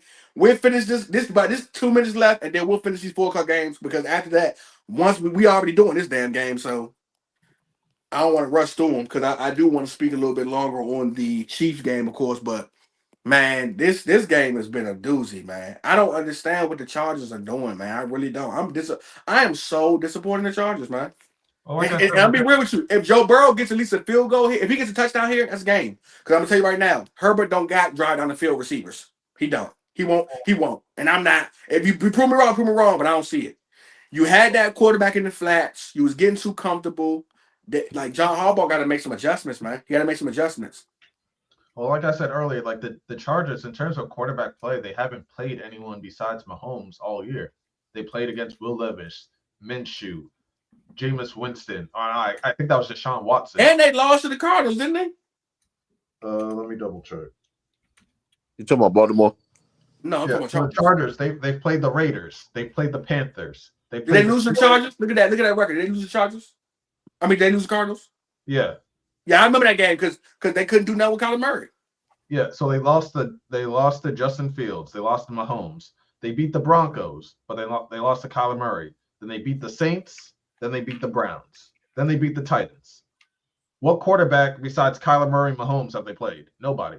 And they lost to both of them. Oh, and they took their foot off the gas in this game. Because Lonnie, because you know the Saints weren't like really giving it all for real. They weren't even trying hard for real, right, Lonnie? Yeah. Yeah, but that's why I said they're a year ahead of schedule. But next week they play the Ravens. That's gonna be. Then after that they play the Falcons. Then they play the Chiefs again.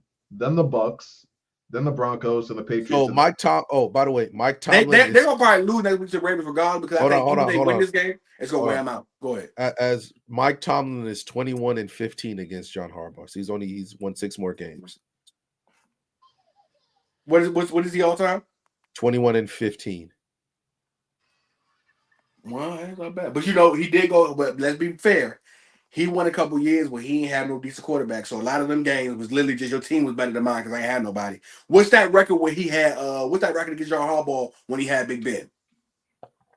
Look up them analytics. Give me a second. Let's go. Because he 4-1 versus Lamar by himself. Oh, Jonathan Majors locked up Megan Good. This mother. Oh, he married her? Oh, they're engaged or whatever. That's good. I thought he put a baby in there. I was about to say, is he winning though? He got the old Megan Good. Whoa, Hey, man. stop. You are disgusting. Yo, respect. You are disgusting. You are disgusting. That's like saying, man, I only got bad Michael Jackson. Michael Jackson is good no matter what era Michael Jackson you got. I mean, come on, bro. Let's be honest, man. Like she ain't, She what? she ain't the old. I got the old 40-year-old won a Super Bowl with the Bucks, Tom Brady. Yeah, it's still a good Tom Brady.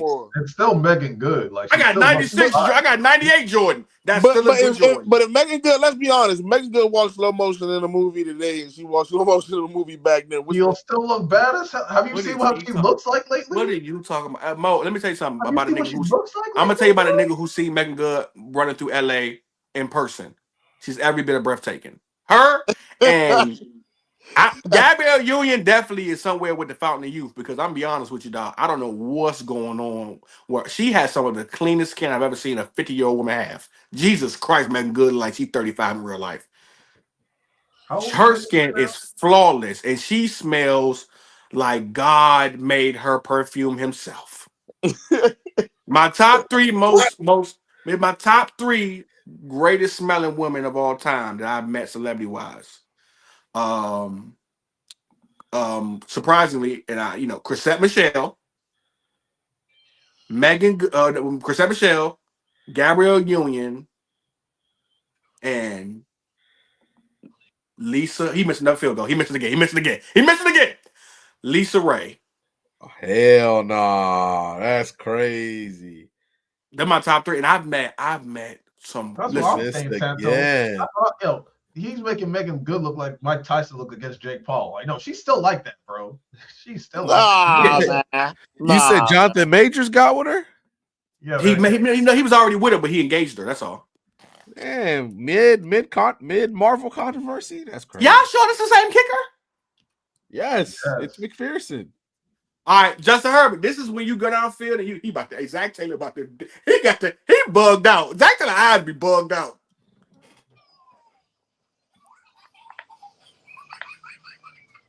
Shout out Brandon. This game is drunk. They got to add damn near 50, man. Y'all got to get this touchdown. Zach Taylor's gonna beat that kicker with a belt as soon as it gets to the lock. Get your ass in the fucking huddle. Look, bro, stop throwing the lad, bro. Lad ain't looking laddie right now. Lad is the best receiver they have right now. Nah, yeah, you're right. Because Quentin Johnson be looking terrible today. Like, yeah, he might not be a true number one, but he could be. Look at Trey Henderson. Yeah. You go play defense, nigga. He gonna make that one. Y'all sure that's the same kicker? What is going on with him today? McPherson one of the better ones. All the good kickers ain't that good this year, man. Tucker ain't good. McPherson ain't good. Buckner been looking good before he got hurt. Look what he doing. He ain't getting no separation. Stop throwing the lad with Conky. He don't got it. Hey, early not returning that snuggie, bro. He's so bad. Like, he's so angry. This every week until Riddell come on this damn show. You gonna get this Bills Mafia. Snuggie is Marley crazy. said random higher than J.R. Smith in the finals. Hey, Marley. Watch your mouth, bro. If y'all get this ball, y'all see JR when he comes on nightcap, though? Daddy, oh my God, what is going on with these receivers? I told y'all they do not have it with these receivers. Receivers are terrible. Lonnie. T. Higgins gonna have a Chargers jersey next year. Lonnie, go watch. What do you want him to do? He putting it right in your hands. Lonnie, go watch a nightcap when J.R. Smith is there. I got you. You think bro look like he don't know what's happening? Chargers receivers are trash. And they don't get no separation.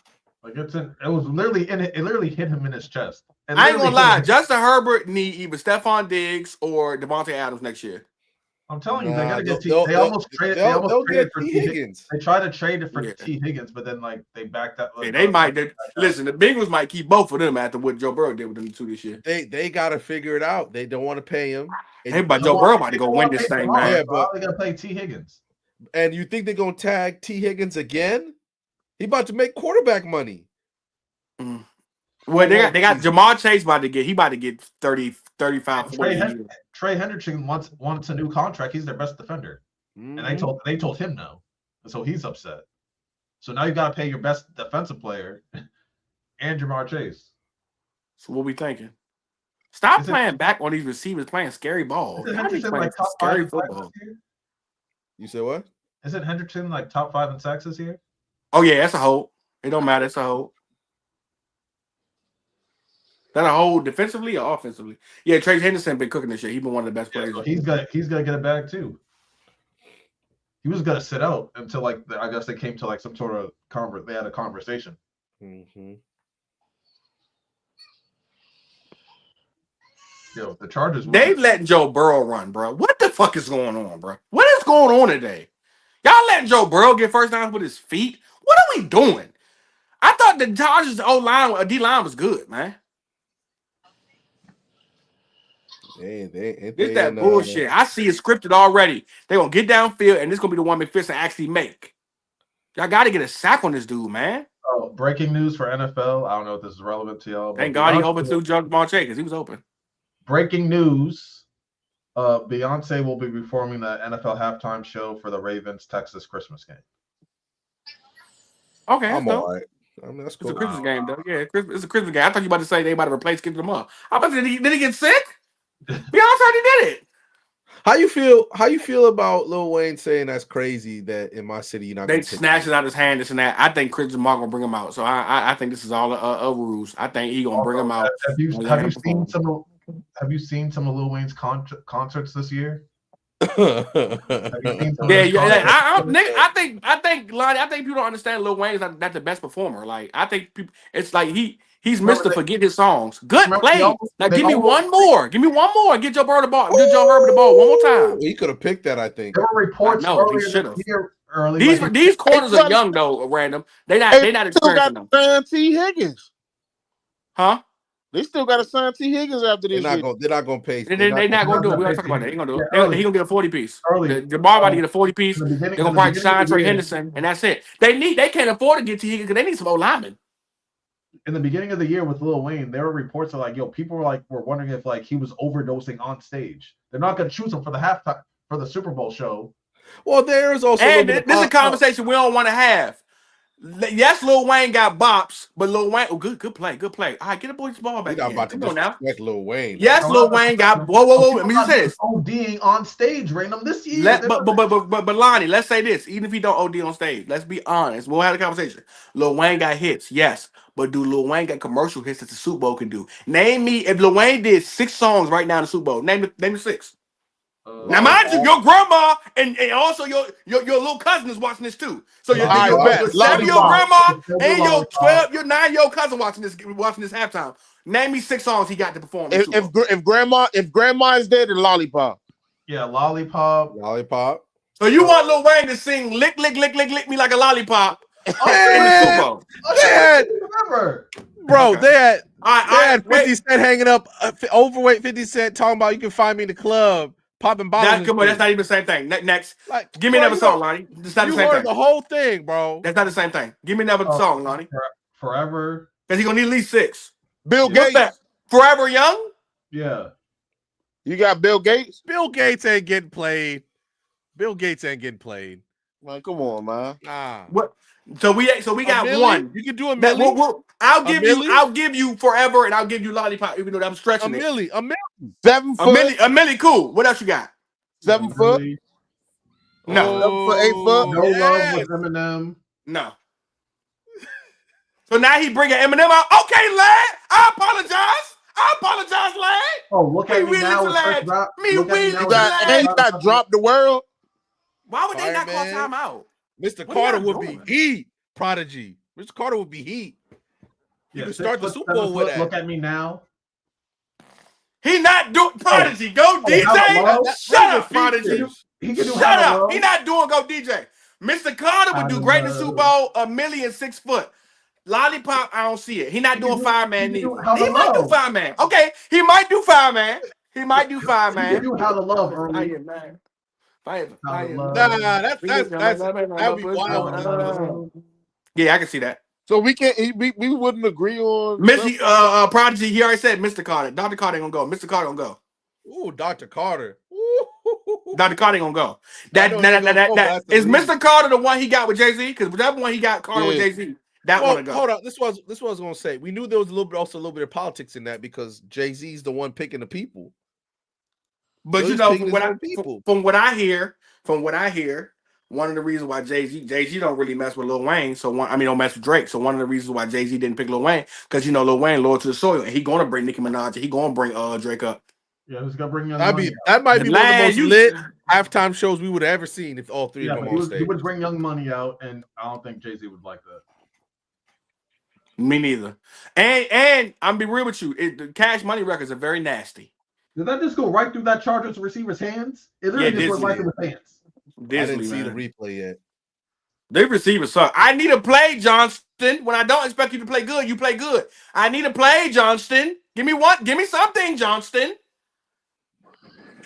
Golly. Just get my man Joe Burrow in the 30. Look at who they're highlighting. Ooh, if this is one-on-one, he might take the shot.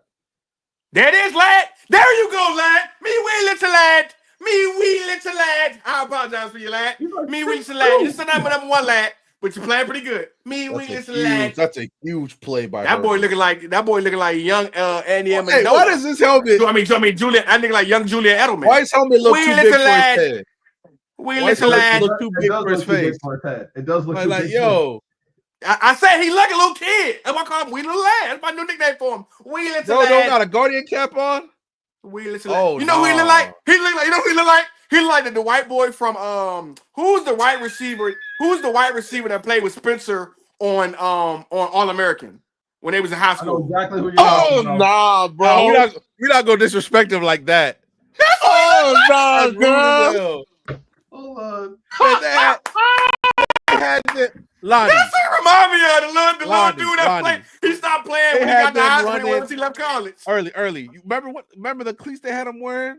They had him running around in lineman Spencer, shoes. let's talk about him. He's talking football. About Asher Adams. Oh. Yeah, Asher. Listen, I'm gonna be real with you. Since we talking ball, damn, 17-36 terrible. Since we talking ball, that's cold blooded. I'm be real with you. All American is the worst as far as athletes to play. The actors to play athletes is the worst cast I've ever seen in my life. So there is nothing about Spencer James says number one receiver in the country. Horrendous. Bro, okay, JK. Getting in his zone, baby. Another loss. That's a huge play. Hey, JK Dobbins getting comeback play of the year. I want you to know that. He getting comeback play of the year.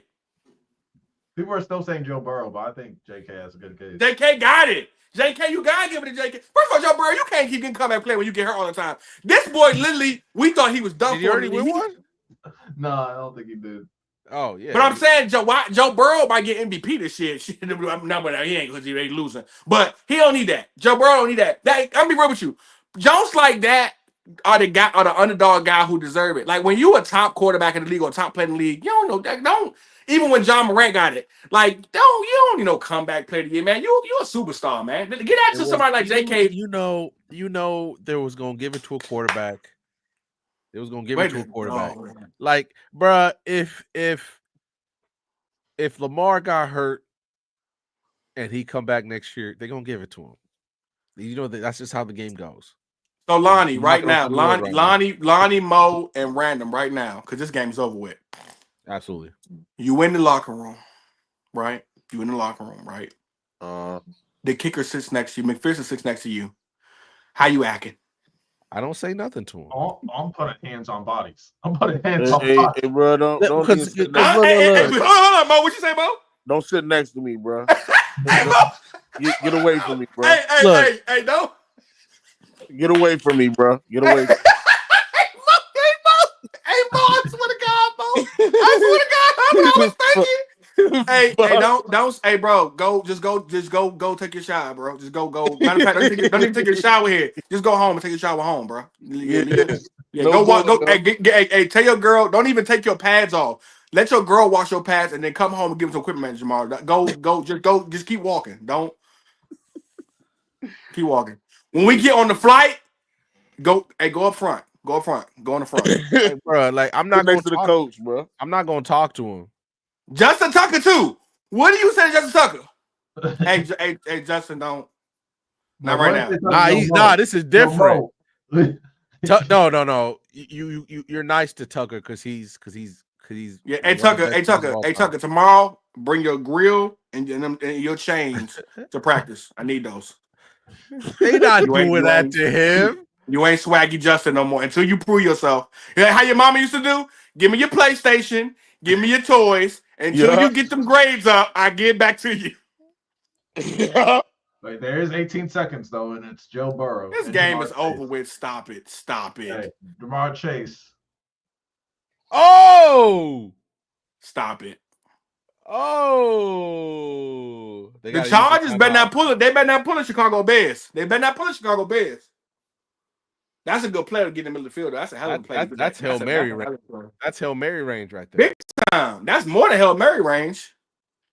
That's a huge catch. And he better be 45, better be lucky they ain't call that hit because I could have been extra 15 yards. Look at this hit 45 hit did.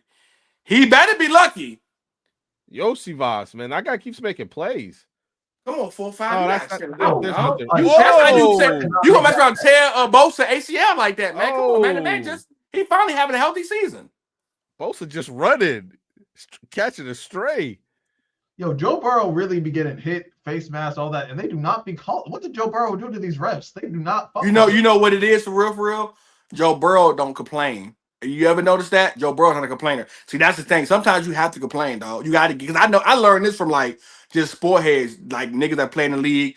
The complaining low key gets the refs alerted to like, all right, call some calls. Every now and then when you see a nigga get the whining, it's not because he just get the whining. It's because he want the coach to start. I mean, the refs to start looking at him and saying, "Hey, man, what's going on?" No, sir. Now, why would you even throw that? Even if he would have caught that, that's not. Like, why would you throw that? Even if he'd have caught that, he would have been out of bounds. That and got knocked out and got knocked out of bounds. But maybe that's the thing. Like get knocked out of bounds, and it's a way easier throw than what it is now. It gotta be hard to be Jamar Chase. Jamar Chase be running 40-yard routes. They gotta come right back down and run again. I ain't gonna lie. Talusu gotta chill with these late hits, man. He'll get a flag. That's a good hit. Find in the mail. We'll get a find in the mail. That's a good hit. You know, they ain't got no problem. Johnston ain't caught nothing for me all game. Johnston, Ladd, and Palmer better be in the back of the end zone. Prove yourself. Y'all ain't caught a pass all day. You saw Ladd. You was literally glazing Ladd the last Chargers drive. No. I ain't talking about Ladd. I'm talking about Ladd. Cool. Ladd earned his stripes. But I'm talking about Palmer and Johnston. They gonna be in the end zone because y'all ain't caught nothing all game. At least swap something down. You won't embarrass me. Good win, LA. Yeah, J.K. Dobbins' contract is only for this year. So, yo, Patriots, we got the money. We got the money. Would you get J.K. Dobbins? His contract, the Chargers are only paying him $1.6 million. That's it. That's nothing. So let me ask you something. I just hope y'all don't get JK. So would you do J.K. and keep Stevenson and let him be the secondary? Yeah. I like that. I like J.K. as your pounded pause back. We draft McMillan. We draft McMillan. We get tomorrow lineman. This y'all is so warm too. There you go, Derwin James. Boy, he almost caught that. Boy, thank God for Derwin James. T. Higgins literally did almost catch that. That's crazy. Literally, if James ain't there to knock it down, T. Higgins catch that in the end zone. They try to pull a Jaden Daniels. All right, let's get back to it, fella. Let's get back to it. Hell of a game. Cincinnati, the most talented 4-7 team I've ever seen. They could beat anybody. You're getting a shootout every time. I'm gonna be real with you. I think the most talented team that's got a bad record probably them Buccaneers, and you know your brother. No, it's definitely the same. Man, anyway, next. Hey, stop hating, man. Stop hating, man. It's not the same. All right, let's get back to the game. Hey, fans out there across the world, you watching open field, this is what I deal with. Just to let you know. This is what I deal with. Let's get back to the game. When you were down hard, this is what you deal with. Speaking of the NFC South Division, another team who lost, who one of your teams who lost today, Falcons and Broncos. How we analyze this game? Woo! Yes. Hey, can I ask somebody a question? And this is included to the people speaking out. How y'all feel about Atlanta still being the top contender team in your division? I mean, they still got the best record in your division. Even though I think the Bucks will probably get healthy late and get past. Real? Is Mike Evans out for the season? Mo, is Mike Evans out for the season? No, he'll be back after their bye. I think he'll be out. They're gonna be out. They're gonna win that division. But go ahead. I mean, okay. The Bucks are Atlanta. That's look at Trey Henderson. Henderson. That division. Sick. Yeah. Jesus, if we're being serious about the Falcons, in all honesty, they should have won last week because they're. Oh my gosh! Their kicker missed 3 field goals. What do you mean? Oh my gosh! Oh my god! But hey, Lonnie, you know how you prevent your worrying about your kicker making field goals? Score you score. But it's like Mo, be serious. What's their score plus at least say he misses 1 instead of 3. What's their score? Lonnie. I ain't gonna lie, Young Cool is the most missing field goal kicker I've ever seen who still got a job. They like that boy because he got a cool name and he must have a great personality. Because I ain't gonna lie, I ain't never had faith from Young Cool. Yeah, for real. He makes one kick, y'all lose. So I don't know why you're saying, oh my god, he missed 3. So y'all thinking that you deserve that win off of 3 missed field goals is kind of crazy. But no, the Falcons are a talented team. I still think the Bucks probably no pass rush. No so pass you're rush. saying Lonnie, you're terrible against the run. Why we beat the Atlanta Falcons because they missed 3 field goals. No solid running game. What are you talking about? That's 9 points off the board. Yes, you beat them because they missed 3 field goals. But Lonnie, can you admit they have no it's like their running game is not dependable. No pass rush. Run defense is awful. Like as good as Bijan Robinson is, their run game with Algier should be a lot better, and it's not as dependable. They're more of a pass heavy team, honestly. They really need to put it in Kurt hands. I don't know how many times this year Kurt has had 45 to 50 attempts, man. It's kind of crazy. No, their play calling is not. Lonnie. Yes. If the Seahawks would have ran Marshawn Lynch, they would have won a Super Bowl. Yes, and that's one of the dumbest things that ever happened in NFL history. And guess what? They lost.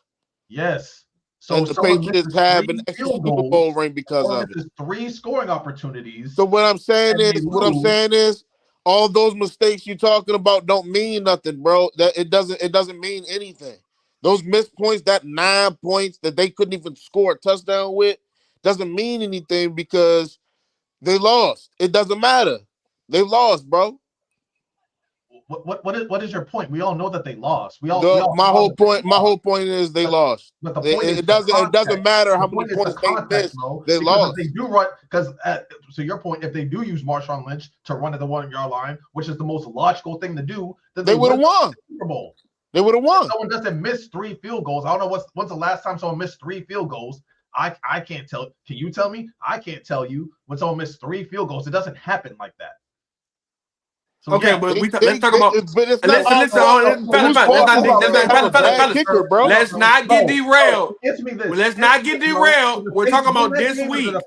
We already spoke on the Saints, Lonnie. Let's not get derailed. You were having to think about the Falcons. Question: did the Saints win that game, or did the Falcons lose that game? Both. I think we win. I think regardless we win. It was our first game, bro. Hold on. It was our first game. First of all, Clint Kubiak is not that good of an offensive coordinator. Let's just say that. Majority of the time, when you watch our games, our offense is figured out in the second half. So really, it's a matter of whether our defense can stop what's being done, which our defense has been being passed on, and which we still have a new defensive coordinator after our head coach took over. So we have a new defensive coordinator. So yes, I think for us to play the game that we played, and yeah, they missed a couple field goals, but that's pressure, bro. It's pressure, and it happens in games. A lot of people have pressure on them, and they lose games. That's not our fault that they picked the kicker who allowed pressure to make him miss 3 field goals, dude. No. Speak about the Broncos and Falcons. I'm gonna tell you what, Lonnie. You know him and his brother are the biggest homers, bro. They will not admit. That's what I'm saying. We're gonna be all day, Lonnie. Please, for me, Lonnie. We're gonna be all day. Broncos. How do you feel about the Broncos versus the Falcons game? Oh my God, the Broncos are good. Bo Nix, he's starting to prove that he's a quarterback that you can win with and not win in spite of. And yeah, they need to get some more weapons around him. I feel like because Cortland Sutton, he's a low end number one receiver. There's also like really no one else. They have a decent run game. They just need some pieces around that offense because that defense is like that. PS2 was like that, even though I don't think he really. I'm about to say let's get on that. We've been on this PS2 train of how great of a player he's been, right? We've been talking about this week after week, about how great of a player he's been. We've been doing a lineup of everybody he's played against so far. Let me go check the stats. That was awesome, man. He was mostly on Drake London, right? Drake London was 3 catches. Didn't do nothing for the So he did catch one pass on 29, so I do know that. So Drake London today was 3 for 61. Mooney, who's been killing because I have him in my fantasy, he was only 2 for 27. Kyler Pitts 1 for 9, another dud. They held Bijan Robinson to 12 carries for 35 yards. Kurt was 18 for 27 and one interception. 176 yards, 173 yards. Michael Penix got in late in the game and didn't do too much of nothing. No, they don't start him. Now I'll say this much, Marley. Marley says my question is, hey man, fellas, we come here every Sunday night, every Wednesday. Come on, man, put something in our pockets. Tip us, baby. Let's get this thing going. You know, we love y'all. We appreciate y'all. Get something in the pockets, man. Help us out. So I think that if they lose, if they get to like they're 6-5 now, I think. If they get to like probably 8 to 9 losses, I think they'll let Michael Penix finish the season out. I do feel like what's their schedule like? So they got. Let me go. I'm gonna run them up. But yeah, that Broncos defense, they legit. Yes, sir. The defense is Yes, sir. So they play. They in the last 3 games. The last 3 games. Everybody get no good for them. They play the Chargers next week. That's gonna be a loss. Didn't they play? So I guess Chargers have a bye. I'm sorry, Chargers have a bye. I'm guessing. No, wait. They play the Chargers next week, but I'm Chargers play the who Chargers play next week? I thought Chargers played the Raiders. So then this is weird because they said they play the Chargers on December 1st. Hold on. It's the 18th, so yeah, they have a bye. But I don't. Okay, cool. Obviously, because they don't have it on the actual schedule. So they have a bye. Then they play the Chargers December 1st. They play the Vikings after that. The Raiders, that's a win. The Giants, that's gonna be a hard out. The Commanders, another hard out, and then they end the season with the Panthers. So they can possibly go 1, 2, 3, 4. They can possibly go 3 or 4 the next 7 games this season. Yeah. Broncos. How you feel about the Broncos? I mean, they're also. I think they're. Man, I think the Broncos. I mean, they could make the playoffs, but I don't expect them to win a game. Nah. I'll say this much. Think they could beat the Steelers? No, but if we talk, I don't gotta beat the Steelers. I don't gotta beat the Steelers. I believe this, and it's gonna be nasty. I believe this could be if say they get the 7th seed and they gotta play the Chiefs. I believe the Broncos can shock the world and beat the Chiefs in the first round. That's really good. I don't think it'd be it'd be early, quick. I'm talking about Tim Tebow versus Steelers. Wow, what happened? Like, I do believe they could do that. Because they'll go in there, gun-ho, house money, and we just going to go at it. And if Bo nigga get clicking, he might come out and beat them. I do believe something like that can happen. Not saying it will happen. Not even saying they're going to make the playoffs. But I do believe that they can go in that thing and get that boy a loss. Right now, they both 6-5. So we got the Falcons in the playoffs. The Broncos 6-5. I'll give you the Broncos schedule moving forward. The Broncos play... They go against the Raiders. That's a win. The Browns. That's possibly a win. So we're looking at 2-0 in the first 2 games. Yeah, we're looking at 2-0 in the first 2 games. Hold on one second. I gotta get my jump going. So I got Raiders and the Browns, and then you had the Colts. That could be 3 wins. They probably lose to the Chargers. Then you have the Bengals. They can beat the Bengals with that D line. They play the Chiefs again. And then I don't know why I can't get my jump going as far as my scrolling, but I don't know who the last game is, but those are the games that I'm looking at. Oh, and then they played Chiefs last game of the season. So they have Raiders, Browns, Colts, Chargers, Bengals, Chiefs. And next 6 games, they can easily go 4-2, possibly 5-1. I got them beating the Raiders because the Raiders are taking. They want Sure. Takers want Shador Sanders. The Raiders want Shador Sanders. The Browns, they can beat them, so that's 2-0. They can beat the Colts 3-0. Chargers possibly beat them, so we're looking at 3-1.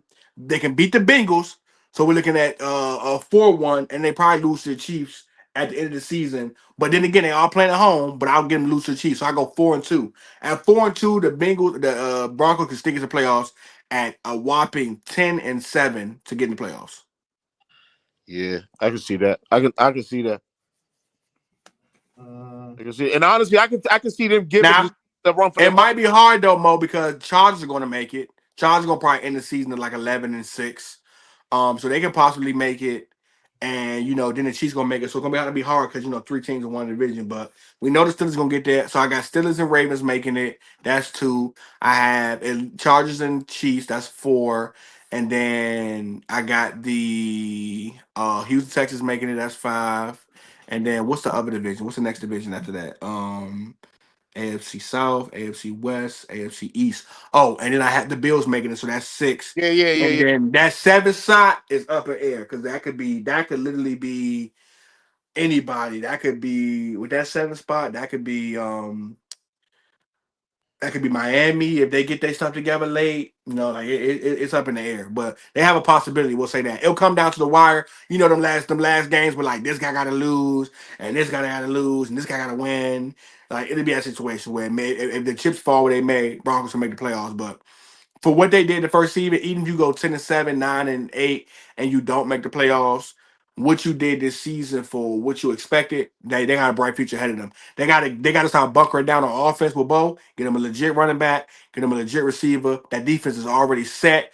Get a couple more pieces on defense young that can just, basically revolve that defense. But in all honesty, go get offense and let Bo Nix grow with somebody. Yeah, I agree. Get him a younger wide receiver. Lonnie, Random, talk to me. Go ahead, Randall. I mean, you've really said everything I need to say. I'm really impressed with the Broncos. Obviously, they're ahead of schedule. That's Sean Payton. They found a way to gel, and it's not just that in the beginning was being managed. Now he's finding ways. He's making winning plays now. They're in the same situation to me like the Chargers would be. Like, sure, they'll make the playoffs, but they're a year ahead of schedule, in my opinion. But they got a ready-made defense. The problem is, I think maybe by the end of the season, they'd be like, maybe we should have made a move with somebody. But I think next year's the year where you're like, let's load the fuck up. And their biggest problem going to be market-wise, Randall. I'm going to go to Denver. I mean, sure. Not with the options you have. You got so many other options. Vegas going to be hot commodity next year. Well, I think you draft the receiver. Yeah, and have Cortland Sutton be your vet in that receiver, and then you ride with that. Maybe you could get a better running back, but they don't really need that much, man. They get a dynamic. If they get a dynamic playmaker, they're gonna be okay. They're gonna be really okay. Like maybe the tight end Lockland that played for Michigan, somebody to be a safety blanket for Bo Nixon. Just getting up, but you need a young receiver. Bo Nixon. They got. I mean, the tight end they have is mid. He's basically like a Dalton Schultz. But I mean, why not? Why not? You need to give. I'll say this, but if you want their future to be bright, you need to give Bo Nix a. If you want their future to be bright, you have to give Bo Nix a get along buddy that he can grow with. Get him somebody to grow with. Get him a best friend. Like if it was me, I'd call the Ravens and be like, "Hey, are you keeping both tight ends? Let's talk about the one." Which one you don't want? I want that one. Yeah, I want that one. Andrew could be an old savvy vet for him, or Isaac could be a young. After they'll probably go. If you do that, then you definitely go draft your receiver, and then you just hope that it keeps going because it's not like your division's any easier. Two of the best quarterbacks in the league play in your division, so just gotta figure it out. The Raiders, we don't know. You don't really got to worry about. I do believe the Broncos will get a running back. But go ahead, Lonnie.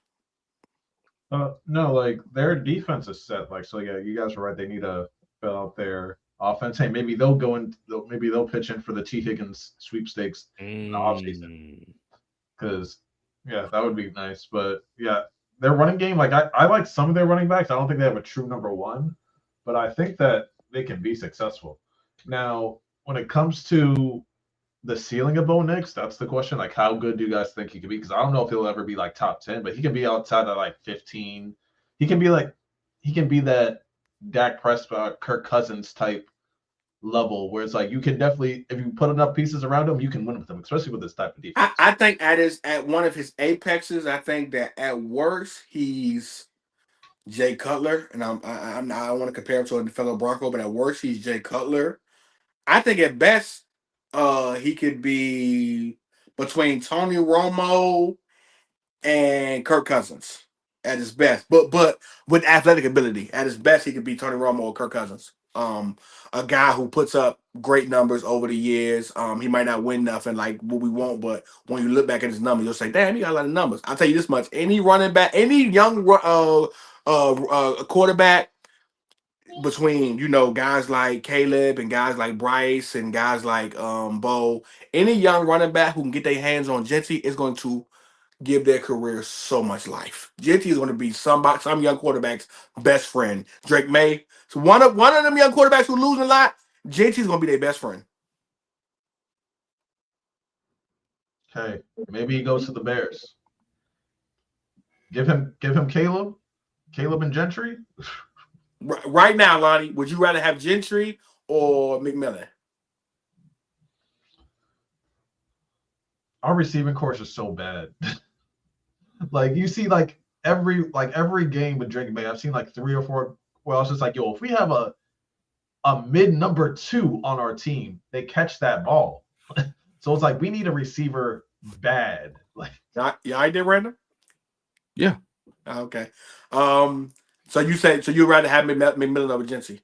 Just for the Patriots, yeah, because like we don't have anyone that has good hands, or no one's catching the ball. So it's like, yeah, like jump balls, contested catches, like we don't have a guy. So I think Genty gonna go somewhere like Saquon with a bad O-line and be good as hell, but not to his full potential. Watch. The type of dude will give you 1,200 yards, but it's only because he made stuff happen with his in the backfield where he wasn't supposed to do it. People forget for so many years Saquon was 3 carries. I mean 3-yard carry, 2-yard carry, 3-yard carry, 1-yard carry, 60-yard run. Like a lot of his numbers was inflated because he'll give you 15 carries for 35 yards and then give you one big one. So now he got 18 carries for 130. You like, damn, they got a good game. Or he'll have that screen pass for like 60 yards. Yeah, so I think that's gonna be Genty. He's gonna go somewhere with a bad O-line and gonna be the guy who put up numbers because he's just that good. But yeah, man, I'm rooting for them. Next game, we have the Seattle Seahawks and the 49ers. Random, you started off, man. I'm so disappointed in the 49ers. I mean, if I'm hold on. Sorry about that. I mean, I was surprised that Geno Smith they would lead them down like that, the Seahawks down to win the game like that. But I've seen obviously they're easing McCaffrey in, but there's just something missing from this team this year. Whether or not it's like the receiver, the aggressiveness, whatever it is, not just that. They were there when Ayuk was healthy, they were having problems. They just like they're not bullies anymore. They would walk like the Seahawks would walk in there and they would get. I understand it's still like a divisional game, but they would get bullied a little bit. They're just not that. And it seems like Purdy has to run for his life all the time now. Like he's running a lot. And I don't know, man. They just don't have it this year. I mean, and it happens to all teams. They just a bad year, then they come back, refocus next year. They just don't have it this year. That lack of run game is really hurting them to me, man. It's really starting to be a hindrance to them. That lack of run game is really starting to be a hindrance to them. They was able to run the clock out, wear you down, and then when the games were late, they was able to put their foot in your neck because they would come up. You had to play from behind to beat them. But from behind wasn't by 3 or 7, it was by 10. So even if you do score, same way I say last year versus the Rams got that field goal, but they were still, whether they scored or not, they would have still lost. They was able to do that last year. The leads were 10, 9, or better. Now it's 4, 5, 6, 3. It's if you drive to score, you win this game, and that's one of the biggest problems they having this year. Lonnie? No, the 49ers, like, it's also bad luck because like they started off without Christian McCaffrey for a while, and Ayuk wasn't doing nothing because he held out, wasn't working out in the offseason. Then he gets hurt. Then Juwan Jennings gets hurt. Then Debo gets hurt. George Kittle, I think, missed the game. Trent Williams, he's been playing every game, but he's been like on the injury report every week. So it's like they're just not lucky. Like luck is a good part of football. And when it comes to like the injury bug, like they just been getting it all year. So it's like we've never really seen 49ers fully healthy. And the Seahawks, it's rivalry week. Like the Seahawks, like they're always gonna play them tough. Like, yeah, they usually beat the Seahawks, but they've been injured. No one's at 100%, except for maybe Brock Purdy, if that. And yeah, the Seahawks just gave it to him, and Geno Smith ran it down at that to end the game. They lost to the Seahawks twice this year, haven't they? I think so. But are they a team that if they make the playoffs, they can beat anybody with their talent? Yes. Do I think they will? I'm not so sure. I'm not giving up on the 49ers yet. I don't think they're good. I don't think they're like a top 3 team in the NFC or anything like that. But like they're kind of where I would put like the Steelers or the Chargers right now. Is like they can beat anybody, especially with how they play. But yeah, right now they just have the injury bug, and I have questions. Lonnie, Mo. Yeah, I honestly, man, I'm honestly not surprised about this. The 49ers have not impressed me this year. Even though we all had them at a high expectations this year, it didn't go through as we thought, and damn sure as they planned. So, man, I'm not surprised about this game. So yeah. Okay. Go ahead. When you look at the 49ers, you can hear it themselves. I think they're very frustrated because they're so used to winning games like this. Well, they'll just McCaffrey or Ayuk or Debo would just make a play and they would win games like this, and it's not happening anymore. And a lot of these teams now, they're not like, they see the film, they're like, we don't need to be, whatever that intimidation factor that may have been a part of it's also gone too. They just, for Geno Smith, just walk him down the field like that. Like, just walked him down. Then ran it in himself. It was amazing. It was amazing to see. I think they also had the Super Bowl effects. Which what happened was you went to the Super Bowl, but you lost, so you don't have nothing to show for it. So now because we don't got nothing to show for it, there are a lot of guys that think this was a bad offseason for them. Ayuk held out, Trent held out. They lost the camaraderie. Niggas wanted to get paid this offseason, which messed up their camaraderie. Help. Yeah, a bunch of guys trying to get their money, so your team wasn't in jail the way they wanted to be. I think part of the reason why Brandon Ayuk was out for the season because your body wasn't up to par. I think they lost a lot of people got selfish because they made the Super Bowl, and because they didn't win it, it was like, well, I leave Denzel Washington. I'm leaving here with something. Listen, we ain't win, but I'm gonna get my money, and I think that's what happened to them, man. They got that Super Bowl loss effect. It's really bad on a lot of teams because guys want to get paid because they're like, man, we were gonna make the Super Bowl, but then, like I said, a lot of guys held out, so now your camaraderie is not the same. You ain't coming in with the same. Like you could tell last year they understood that dog. We was good last year, and Brock Purdy got hurt. Everybody believed Debo, all of them believed that, and Brock Purdy played. We beat the Eagles. They came into the next year with something to prove. Because they lost in the Super Bowl, it wasn't more so something to prove. It was more like, well, let me get my bread now because, I can say, I hope it gets a Super Bowl. It really hurt him, man. It really hurt him. Next year, they got to deal with Brock Purdy and Fred Warner, the leader of your offense and the leader of your defense. You got to pay both of them. So they're going to be in the same boat next year. Oh, and they're all pro safety. They got to pay him too. And mind you, Trent still had numbers, so that Trent contract really hurt him because you still had years left. You made us add more money to your years. He had like 3 years total left. And he was already technically the highest paid offensive lineman. So why you it just wasn't man, enough they won the guaranteed Super money, Bowl. I guess. Guys got selfish, man. They won, and I hate to say that because at the end of the day, I'm team get your money. But when you're in a situation where your team needs you, or you still have a young quarterback and a young all that time Brandon Ayuk was out, you the best receiver. You're the closest thing. Like, you're the best receiver. You're the closest thing to Ricky Pearsall. Ricky Pearsall don't play Debo Samuels. He needed you in training camp to help him out a little bit. Now, granted, he did get shot and that situation happened, but like that camaraderie that he could have had. And this was supposed to be the year that we already say Brandon Ayuk's number one. This is supposed to be the year that he completely shows, hey, Debo, sit back. I got this. You and Purdy could have used that camaraderie, but you were trying to get your money. Understandable, get your money. All days, pay that man, get your money.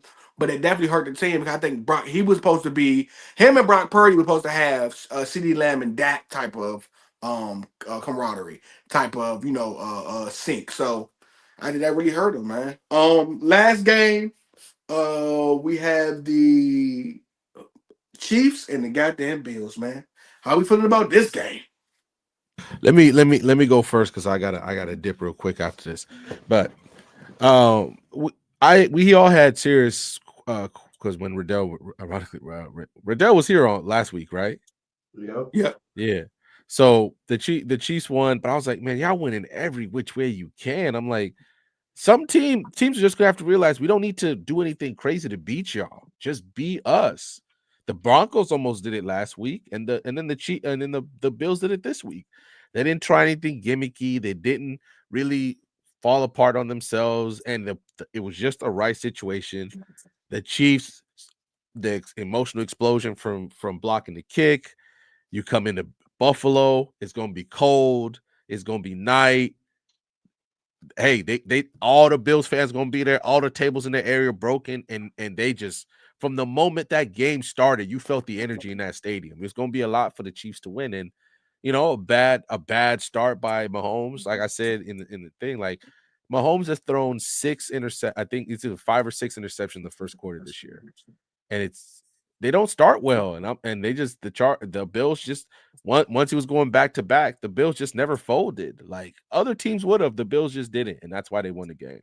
Really good game. It was a very good game, and Josh Allen to seal it the way he did was he might be the head of the MVP after that game.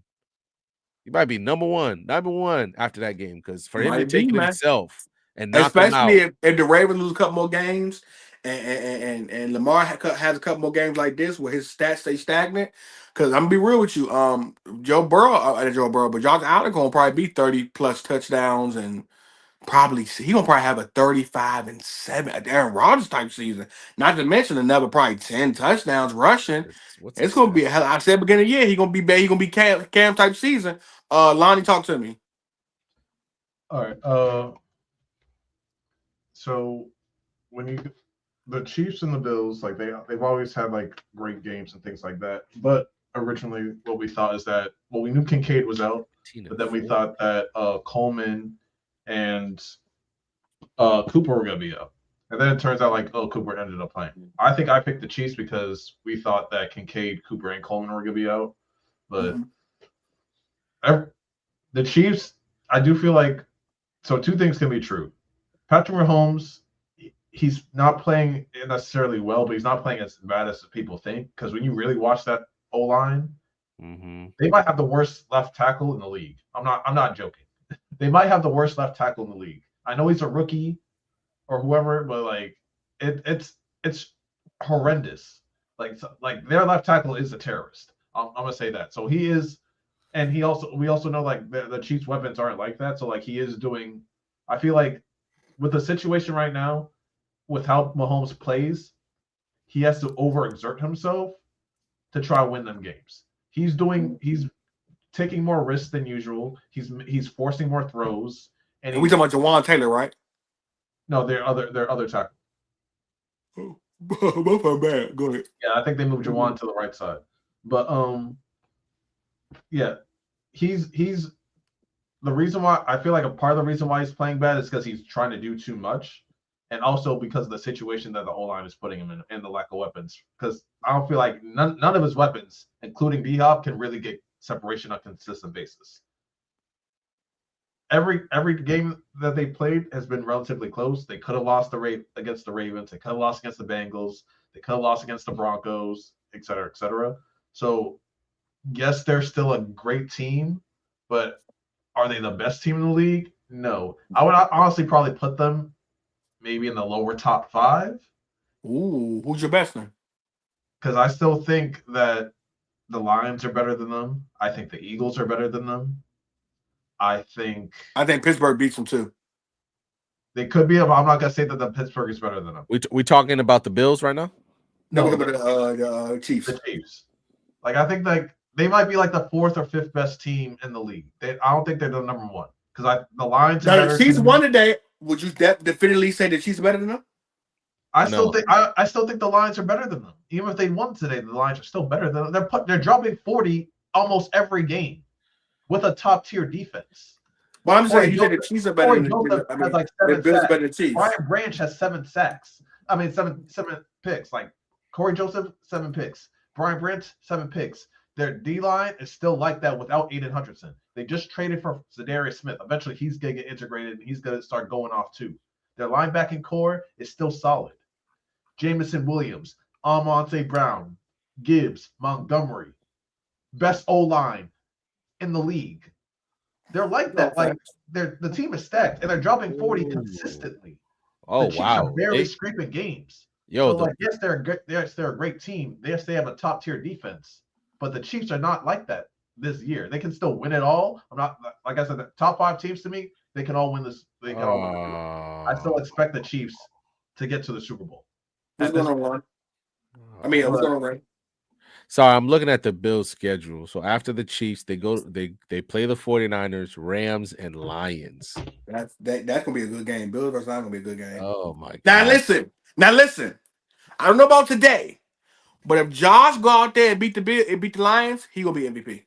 That, ladies and gentlemen, you have your MVP. But maybe the Chiefs are the 3rd best team in the league because I think the Eagles and the Lions are better than them. But I would agree with you. You went to the Bills are better than after what they showed you today? Do I think the Bills are better than the Chiefs? Yeah. I think they'll play. I think they're the same tier. I think like early. They'll play 10 times. It'll be 5-5.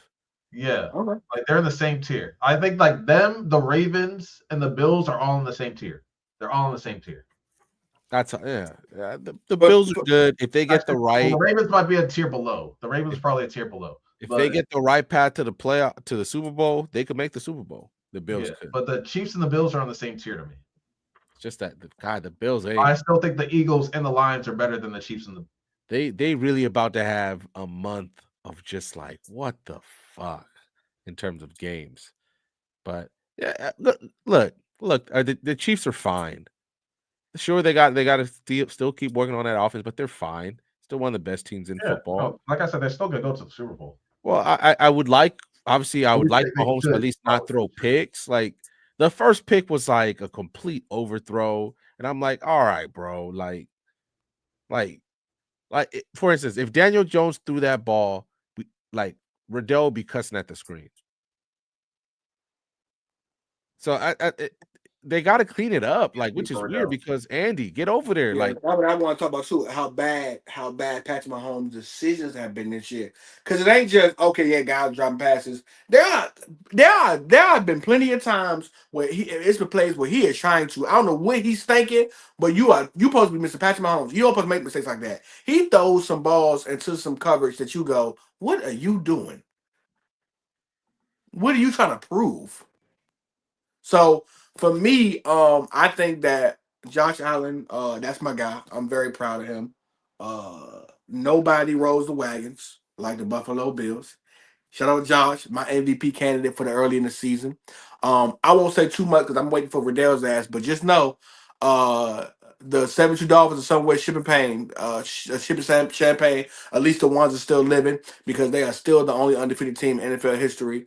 Shout out to the Bills for not only winning the game but keeping the lead. That 26-yard run by Josh Allen in the game was legendary, dog. Like he understood that I'm going to win this game. We're not going to do this thing I normally do where I get a field goal. I'm going to win this bad boy, man. I'm so proud of him, dog. He's starting to grow right in front of my eyes. He is literally the Peyton Manning to, I think Random said it earlier, to Patrick Mahomes, Tom Brady. Like, I do believe he's going to break through. There's going to be some year where the Chiefs just ain't as good, and he's going to break through. Well, will he win a championship? We'll see. But I do think that Josh Allen will have his moment in this history of Patrick Mahomes. And hopefully our guy Lamar Jackson can actually get some too. But yeah, man, this Chiefs team can be had, and they will be had. Going into the next couple of games, they have, if I'm not mistaken, I know they play the Steelers, who I got them losing to, but they have, and I'll run it down to you guys. So next game is the Panthers. That's an easy game. And then you have they're the gonna be Raiders. okay. Raiders and Panthers back to back is a good palate cleanser. But that's the problem though. You sleepwalk them 2 games, and now you got the Chargers, who can beat you. You'll beat the Browns. The Texans show up the way they did against the Chiefs. I mean, to the Lions, they can beat the Chiefs. Still is gonna be a problem, and that last Bronco game gonna be a doozy. If that game is one of those, the Broncos have to win that game to get in the playoffs. Woo, they're gonna get everything they got. So they can legitimately go 1, 2, 3. Shit, they can legitimately go 3-7 I mean 3-4 they last 7 games. You know what I'm saying? It's a toss up. Steelers gonna give them a hard time. Broncos gonna give them a hard time. Texans gonna give them a hard time. And the Chargers can give them a hard time. So those are probably the 4 games that can give them a hard time. If I had to put my money on it, I think they beat the Chargers and they beat the Texans. I think the Broncos and Steelers game gonna be the 2 games where you say, boy, if they win that, it's gonna be the same way they did when they beat the Broncos the first time. Man, it was skin of their teeth. So that's what I got, man. Nobody circles the wagons like the Buffalo Bills. Damn, Riddell, you ain't shit. Everybody, hey, chat. Y'all need to comment once this video goes down. Let Riddell know how much of a chump he was for missing the day. He waited to literally before we started this live stream and said he had something to do. Ain't said it all game.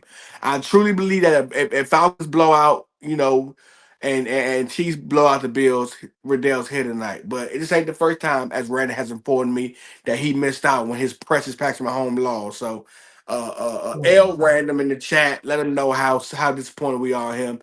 You should have been the man. You should have been the man. Go ahead, Lonnie. You guys say? No, I was gonna say is one Riddell because he usually doesn't show on Mondays. Riddell on Wednesday, he's gonna be going at y'all. I'm gonna have my popcorn. I'm gonna try to mediate for y'all with all non-facts, Lonnie. All non-facts. He won't be able to support nothing we say. He'll just stop making up shit. Well, I know how Riddell good to get in the corner, but go ahead. No, like I said, I'm a mediate on Wednesday when he's there between you and him. We're gonna do like a little tournament style. Like he gets his point off, you get your point off, and everyone else just shut up. Well, we'll see, because you know what? I'll say this much before we go. I think that Michael be here too. Hefe be here too. It might be a jumping. Listen, man. We spoke on the Chargers game. We watched that live. You know how we feel about that game. Bengals, like Random said, are one of the most talented 4-7 teams you've ever seen in your life. Shout out to my guy for showing up, Brandon. Shout out Random. Shout out Lonnie, aka Final Balls. Shout out my guy Mo for showing up. Couldn't show his face, but showed up and gave his takes on a lot of things, and I appreciate it, man. We will be here Wednesday tomorrow. The game is tomorrow. Who plays tomorrow, guys? We know. Isn't it the Cowboys and Texans? Yeah, Cowboys and Texans. Yeah, we're not gonna be here tomorrow, guys. We'll be here Wednesday. I'm not coming out to see the Cowboys. The Texans beat the Cowboys, so we will be here Wednesday. Maybe if you guys ask for it enough, we'll get it popping tomorrow. But we will definitely be here Wednesday. Shout out to all the fans who show up. Y'all know as always. Appreciate my guys. When you want your football, you know where to come. We're gonna be here all year in the off season. We are here to stay. Open Field here to stay. Continue to like, subscribe, tell a friend, send them super chats too, and help us grow and build. Man, we gonna be here. We gonna fight with y'all. We gonna go hard. As always, before like I said, love my guys, love the fans, love the chat, and we out this.